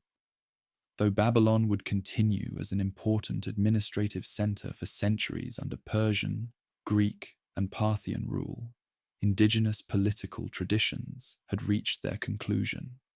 The legacy of this brief but brilliant Neo-Babylonian Renaissance would endure, however, not only in archaeological remains, but in cultural memory. From biblical narratives of exile and prophetic visions to Greek historical accounts, from the wonders of the ancient world to the symbolic power of Babylon in art and literature across millennia. The year 539 BC marked a pivotal transition in Mesopotamian history. After 3 millennia of indigenous rule, punctuated by occasional outside invasions, the region between the rivers would now become part of a vast multicultural empire centered outside its traditional boundaries. This transformation began not with violent destruction, but with a remarkably peaceful transfer of power that preserved Babylon's physical grandeur while forever altering its political status. The agent of this historic change was Cyrus II of Persia, later called the Great, a ruler whose origins had seemed far from promising for world historical impact. The Persians had long existed as a collection of semi-nomadic tribes in the southern Zagros Mountains and Iranian plateau, subordinate to more powerful neighbors. Under the leadership of Cyrus's ancestors, the Achaemenid clan had established a small kingdom centered on Anshan in southwestern Iran, nominally subject to Median overlordship. Cyrus's rise to power began with his overthrow of the Median Empire around 550 BC. According to the Greek historian Herodotus, Cyrus had been raised in secrecy after his maternal grandfather, the Median king Astyages, had dreamed that his grandson would usurp him. Despite attempts to eliminate the threat, the young man survived to fulfill the prophecy, overthrowing his grandfather and claiming the Median territories. With stunning rapidity, Cyrus transformed this initial success into a campaign of unprecedented conquest. Within a single decade, he gained control over most of Western Asia, incorporating the wealthy kingdom of Lydia in Anatolia, the Greek cities of the Ionian coast, and various regions of the Iranian plateau. His military achievements combined innovative tactics with strategic flexibility, but perhaps his most distinctive characteristic was his approach to conquered peoples. Unlike earlier conquerors who imposed their cultural and religious practices while suppressing local traditions, Cyrus developed a revolutionary policy of cultural and religious tolerance. Conquered peoples retained their customs, local administrative systems, and religious practices. Persian imperial strategy focused on ensuring loyalty and tribute flow, while otherwise minimizing disruption to local societies. As this formidable new power expanded westward, the last Neo-Babylonian king, Nabonidus, found himself increasingly isolated politically and militarily.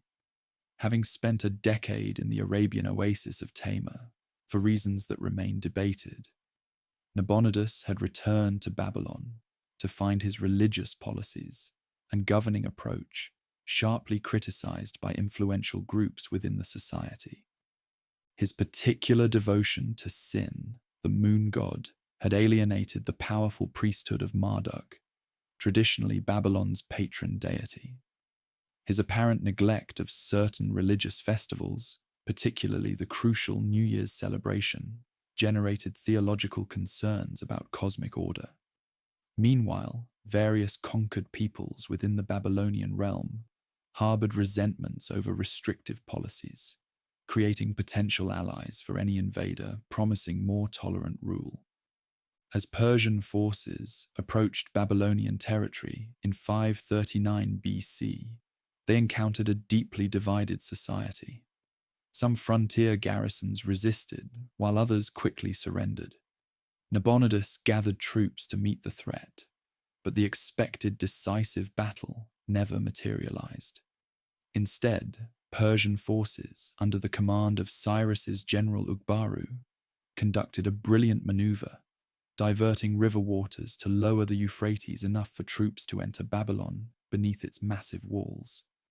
The Nabonidus Chronicle, a contemporary Babylonian text, describes the city's fall in remarkably undramatic terms. In the month of Tashritu, when Cyrus attacked the army of Akkad in Opis on the Tigris, the inhabitants of Akkad revolted, but he massacred the confused inhabitants. The 14th day, Sippar was seized without battle. Nabonidus fled. The 16th day, Ugbaru, governor of Gutium, and the army of Cyrus entered Babylon without battle. Afterward, Nabonidus was arrested in Babylon when he returned. This account, with its emphasis on without battle, contrasts sharply with the catastrophic destructions that had ended many previous Mesopotamian regimes. The famous biblical account in the book of Daniel, featuring the disembodied hand writing mysterious words on the palace wall during Belshazzar's feast, adds dramatic elements, but similarly emphasizes the city's fall without significant resistance. Cyrus himself arrived in Babylon shortly after its capture and implemented policies that would define Persian imperial governance for centuries. Rather than positioning himself as a foreign conqueror, he claimed the traditional Babylonian royal titles and portrayed himself as the legitimate successor to the ancient throne, chosen by Marduk to restore proper religious observance and just rule after Nabonidus's alleged failures. The Cyrus cylinder, a clay barrel inscribed with the official Persian version of these events, represents one of history's earliest declarations of human rights policies. In this remarkable document, Cyrus describes his peaceful entry into Babylon, his concern for the city's well-being, and most significantly, his policy of allowing displaced peoples to return to their homelands and rebuild their religious institutions. This last policy had particular significance for the Jewish community. The biblical books of Ezra and Chronicles record that Cyrus issued a decree specifically allowing the Jewish exiles in Babylon to return to Jerusalem and rebuild their temple with expenses paid from the royal treasury. While only a portion of the exiles chose to return, this policy established Cyrus as a divinely appointed liberator in Jewish tradition, with the prophet Isaiah even referring to him as God's anointed one, Messiah. For Babylon itself, the Persian conquest marked the beginning of a new status, no longer an imperial capital, but a wealthy provincial center within a far larger political entity. The city retained its splendor, religious importance, and economic vitality. Its administrative systems and scribal traditions continued, now serving Persian imperial needs. Many Babylonian elites found places within the new imperial administration, applying their skills in service to their new overlords. The Persian Empire, created by Cyrus and expanded by his successors, represented a new model of imperial organization. Divided into provinces called satrapies, each under a governor, satrap, typically drawn from Persian nobility, the empire balanced central control with local autonomy. A common imperial administrative language, Aramaic, standardized coinage, and an impressive road network facilitated governance across vast distances. Religious policy remained true to Cyrus's original approach.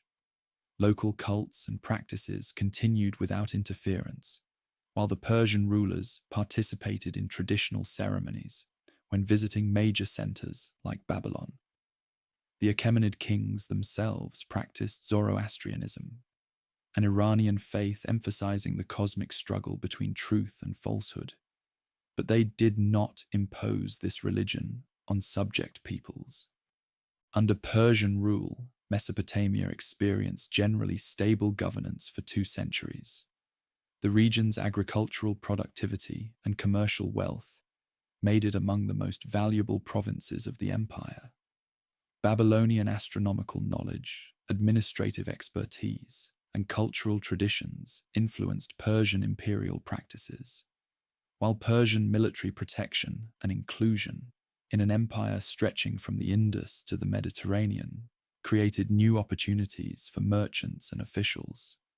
Occasional rebellions did occur, particularly during succession disputes within the Achaemenid dynasty. Babylon revolted twice during the troubled accession of Darius I, around 522 BC, and again after the death of Xerxes in 465 BC. These uprisings were suppressed with varying degrees of severity, but never led to the wholesale destruction that had characterized the Assyrian response to rebellion. The Achaemenid dynasty ruled Mesopotamia until 331 BC, when Alexander the Great defeated the last Persian king, Darius III, and claimed the vast empire for himself. With his victory, Hellenistic culture would be introduced to the ancient land between the rivers, beginning yet another chapter in its long history. But the pivotal moment in this transition had come 2 centuries earlier, when Cyrus the Great entered Babylon and established a new paradigm of multicultural empire that would influence political thinking for millennia to come. The Persian conquest marked the definitive end of truly independent Mesopotamian political systems, but paradoxically ensured the preservation and transmission of Mesopotamian cultural achievements. By incorporating rather than destroying local traditions, the Persian Empire created conditions where ancient knowledge could be maintained and eventually transmitted to new civilizations, ensuring that the legacy of the land between the rivers would endure long after its political independence had passed into history. The Persian conquest in 539 BC marked the beginning of a long twilight for the ancient civilization between the rivers, while Mesopotamian cities, particularly Babylon, would continue to exist for many centuries. Indeed, some settlements in the region have maintained continuous habitation into the modern era. The distinctive cultural tradition that had developed over 3 millennia underwent a gradual transformation under successive waves of foreign rule. The Persian period, ranging 539 and 331 BC, treated Mesopotamian traditions with considerable respect. Achaemenid kings participated in traditional Babylonian religious ceremonies when visiting the city, maintained the ancient temples, and incorporated local elites into their administrative systems. Babylonian astronomical knowledge, with its sophisticated mathematical foundations, influenced Persian understanding of the cosmos. Cultural continuity remained strong during these 2 centuries, even as political independence had been lost. A more dramatic shift began with the arrival of Alexander the Great, who defeated the Persian forces under Darius III in 331 BC. After this victory, the Macedonian conqueror entered Babylon in triumph, receiving an enthusiastic welcome from a population, perhaps hoping for liberation from Persian rule. Alexander apparently appreciated the city's historical importance. He planned to make Babylon the capital of his new Eastern Empire and began ambitious restoration projects for its temples and palaces. However, Alexander's premature death in 323 BC in the palace of Nebuchadnezzar in Babylon itself triggered a prolonged power struggle among his generals. This conflict eventually resulted in Mesopotamia falling under the control of Seleucus, who established what historians call the Seleucid Empire, a vast realm stretching from the Mediterranean to Central Asia. Rather than ruling from Babylon, Seleucus founded a new capital, Seleucia on the Tigris, about 90 kilometers north of the ancient city. This new Greek-style polis, with its grid-planned streets, theatres, gymnasiums, and administrative centres, represented a deliberate attempt to implant Hellenistic culture in the heart of the ancient land. Many residents of Babylon gradually relocated to the new city, drawn by economic opportunities and tax incentives, beginning a slow decline in the ancient capital's population and importance. Under Seleucid rule, a complex cultural fusion began developing. Greek became the administrative language, and Greek architectural styles, artistic conventions, and religious practices were introduced throughout the region. Simultaneously, traditional Mesopotamian temples continued operating. Cuneiform writing persisted for religious and astronomical texts, and ancient literary works were still copied and studied in specialized scribal centers. This Greco-Mesopotamian synthesis is particularly evident in intellectual developments of the period. Babylonian astronomical traditions, with their emphasis on mathematical prediction of celestial movements, influenced Greek theoretical models of the cosmos. Simultaneously, Greek philosophical approaches affected how Babylonian scholars interpreted their ancient traditions. Berossus, a Babylonian priest, composed a Greek-language history of his homeland for Seleucid ruler Antiochus I, translating Mesopotamian traditions into forms comprehensible to a Hellenistic audience. The Hellenistic era in Mesopotamia saw gradual religious transformations as well. Traditional temple cults continued, but with decreasing state support compared to previous eras. Greek deities were sometimes identified with Mesopotamian counterparts: Zeus with Marduk, Apollo with Nabu, Artemis with Ishtar, creating syncretistic worship patterns. Simultaneously, new religious movements, including Eastern mystery cults, philosophical schools, and astral religions, gained adherents in the cosmopolitan cities of the region. Political control shifted again in the late Seleucid period, as the empire weakened through internal dynastic conflicts and external pressures. The Parthians, an Iranian people from Central Asia, gradually expanded westward, capturing the eastern provinces of the Seleucid realm and eventually taking Mesopotamia itself around 141 BC. Their arrival marked another stage in the region's transformation. The Parthian period represented a partial return to Eastern cultural patterns after the Hellenistic interlude. While Greek remained an important administrative and cultural language, Aramaic gained increasing prominence, and Iranian cultural elements became more visible in art and royal ideology. The Parthians followed a decentralized governing approach, allowing considerable autonomy to local authorities, including Greek-style city councils and traditional temple administrations. During this era, Babylon continued its slow decline.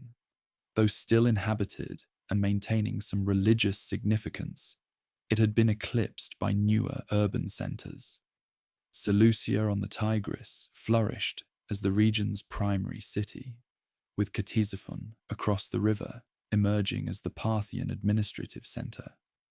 Uruk, one of the oldest Mesopotamian cities, maintained surprising vitality, with its main temple complex dedicated to Ishtar, remaining active well into the Parthian period.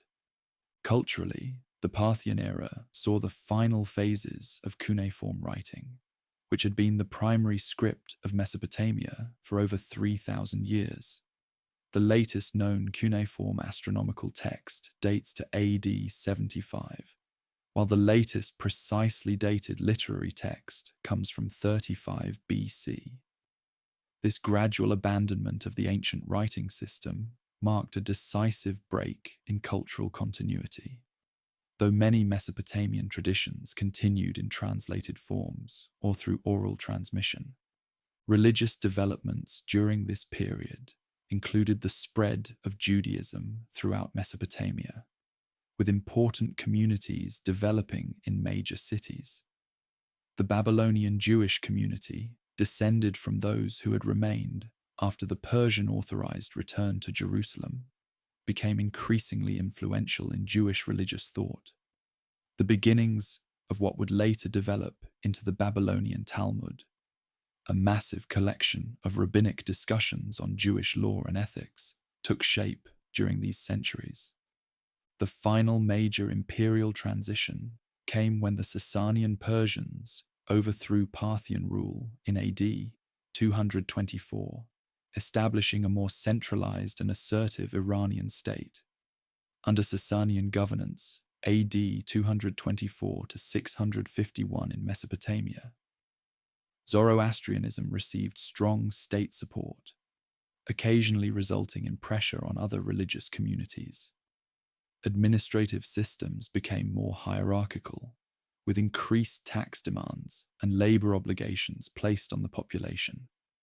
Ctesiphon reached its peak as one of the world's greatest cities during this period, serving as the winter capital of the Sasanian Empire.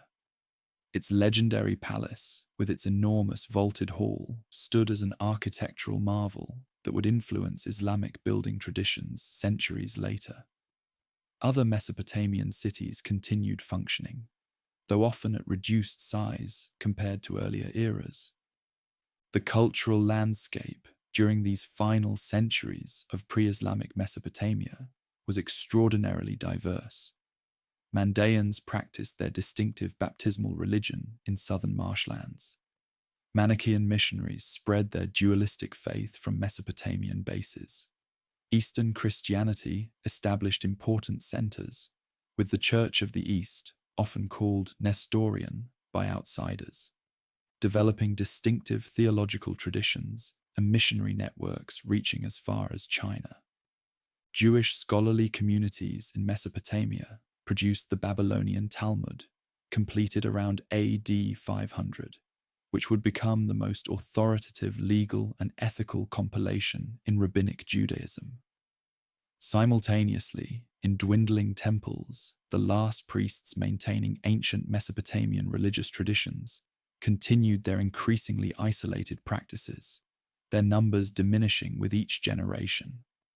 This diverse religious landscape was transformed again by the Arab-Islamic conquests of the 630 and 640. After defeating Sasanian forces in the decisive Battle of Qadisiyah in 636, Arab armies gained control of Mesopotamia, which would become the heartland of the Abbasid Caliphate when Baghdad was founded in 762. This new imperial center was built just 30 kilometers from the ruins of ancient Ctesiphon, continuing the pattern of successive capitals rising near the remains of their predecessors.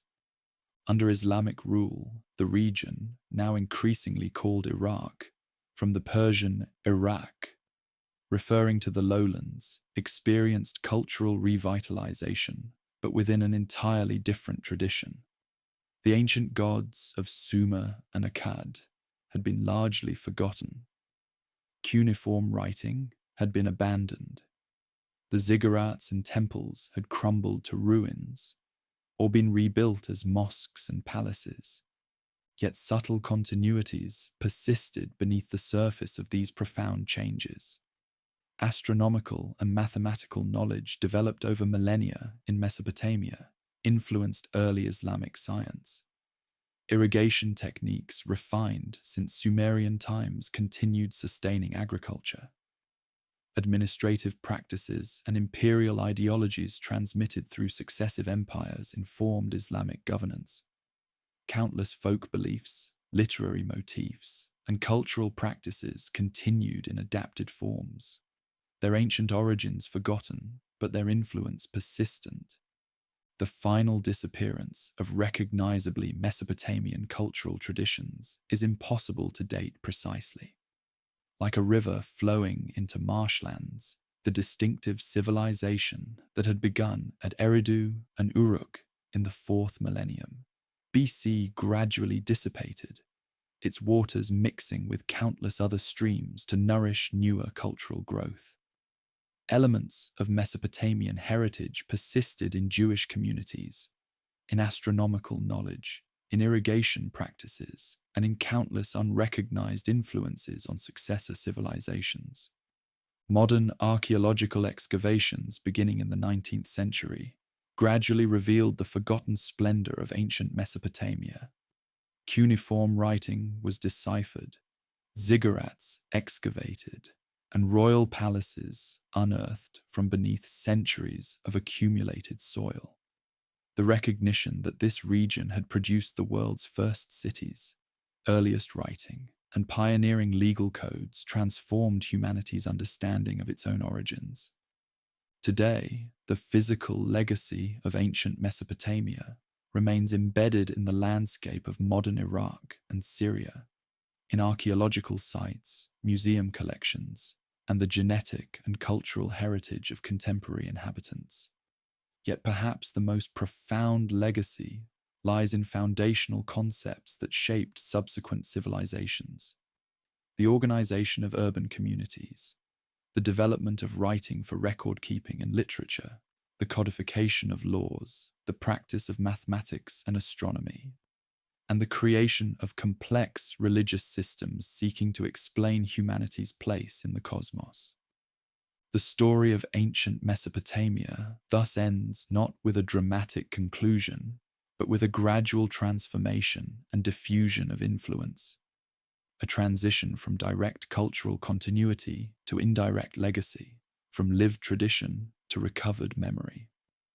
This pattern reflects the fundamental nature of human civilization itself, not discrete chapters with clear beginnings and endings, but an ongoing flow of influence and adaptation, with each generation building upon, modifying, and sometimes rediscovering the achievements of those who came before. As our journey through the long history of Mesopotamia draws to a close, we can now step back and contemplate the extraordinary legacy this civilization bestowed upon human development. The achievements that emerged from the land between the rivers continue to influence our world today in ways both obvious and subtle, recognized and forgotten. Writing, perhaps the most revolutionary technology in human history, found its first systematic expression in the simple clay tokens and pictographs of Uruk around 3400 BC. What began as a practical method for recording agricultural products and commercial transactions gradually evolved into a flexible system capable of expressing abstract thoughts, preserving literary works, codifying laws, and transmitting knowledge across generations. The cuneiform writing developed in Mesopotamia would influence or inspire many subsequent scripts, and the very concept of written communication would spread from this initial source to transform human societies worldwide. The organization of urban communities, with their specialized labor, civic infrastructure, and complex social hierarchies, crystallized in the early cities of Sumer. Here, humanity first grappled with problems still familiar today: how to govern dense populations, manage shared resources, regulate economic activities, and maintain social order amid competing interests. The solutions developed in these pioneering urban centers, from municipal councils to written laws, from tax systems to religious institutions as social anchors, established patterns that would be adapted and modified by countless subsequent societies. Mathematics and astronomy, driven initially by practical needs for land measurement, architectural planning, and calendar development, reached sophisticated levels in Mesopotamian scholarly traditions. The sexagesimal system, developed by Sumerian administrators based on units of 60, continues to shape how we measure time and angular geometry, even in our digital age. Every time we speak of 60 seconds in a minute, or 360 degrees in a circle, we echo calculations made by priests and scribes who observed the stars from Mesopotamian temple platforms thousands of years ago. Legal concepts fundamental to orderly society found early formal expression in Mesopotamian law codes. From Ur-Nammu to Hammurabi, these collections established principles of justice, procedures for resolving disputes, standards for commercial transactions, and protections for various social classes. While often harsh by modern standards, these codes represented a revolutionary advance. The concept that law should be publicly known, consistently applied, and derived from something beyond the ruler's momentary whim. This principle of established law, rather than arbitrary authority, underlies all modern legal systems. Religious and mythological frameworks developed in Mesopotamia influenced subsequent theological thinking throughout the Middle East and beyond. The flood narrative in the Epic of Gilgamesh bears striking parallels to later biblical accounts. Concepts of divine justice, cosmic order versus chaos, and humanity's relationship with supernatural forces found expression in Mesopotamian religious texts that would echo through later faith traditions. Even aspects of religious practice, from priestly hierarchies to ritual purification, from sacred architecture to theological speculation, show influences traceable to Mesopotamian origins. Technological innovations from this ancient land transformed daily life and economic possibilities.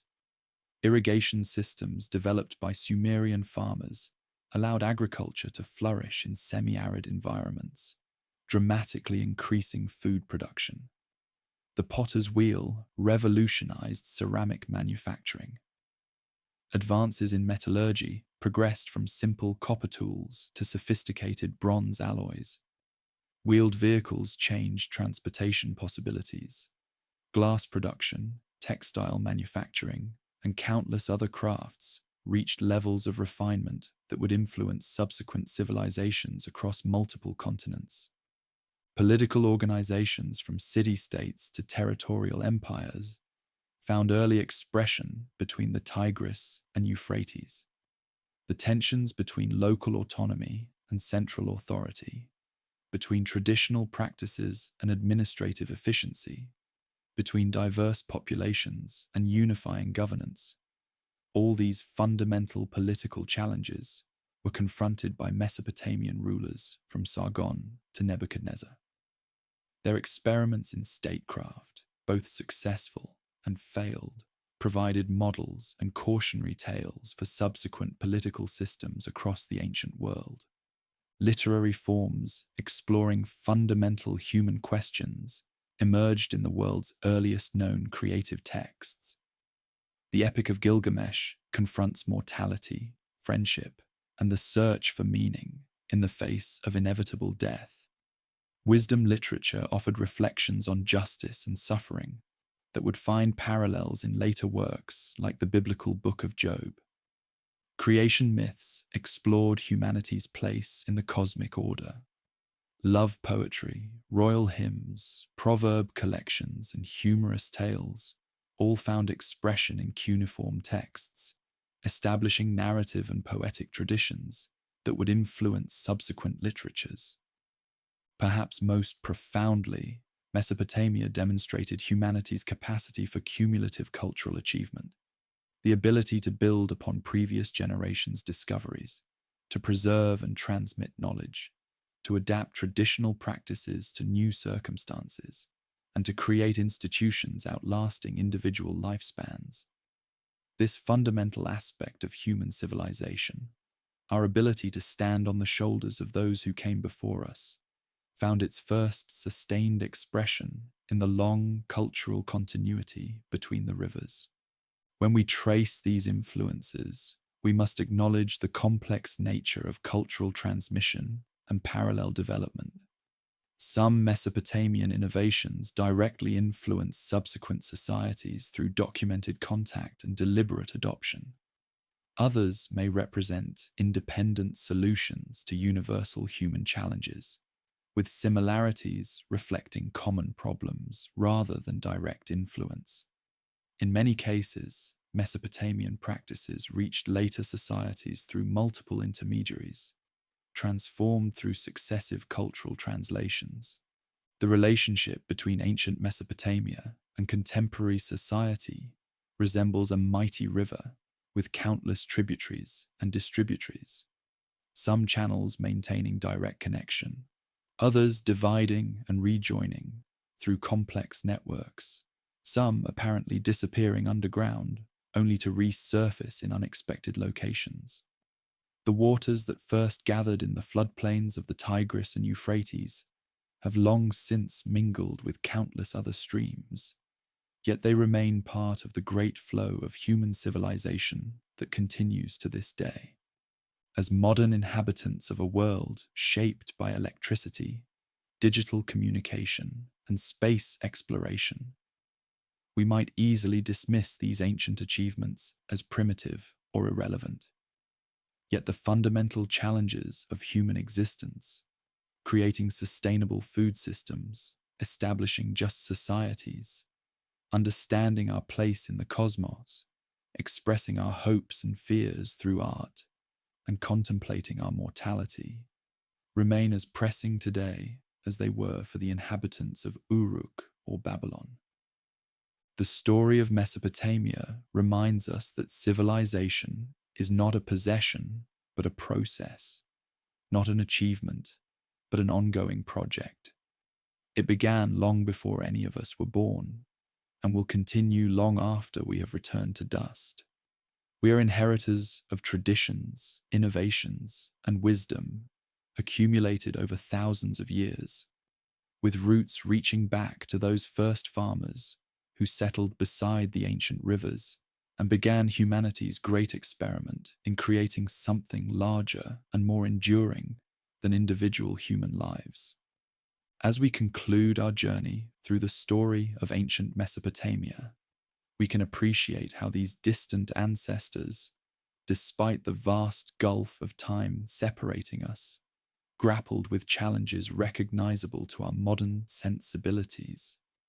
In their triumphs and failures, their wisdom and blindness, their courage and cruelty, we can recognize reflections of our own humanity, reminding us that though the specific forms of civilization change dramatically across millennia, the fundamental human experiences of love and fear, wonder and uncertainty, creation and destruction remain remarkably constant.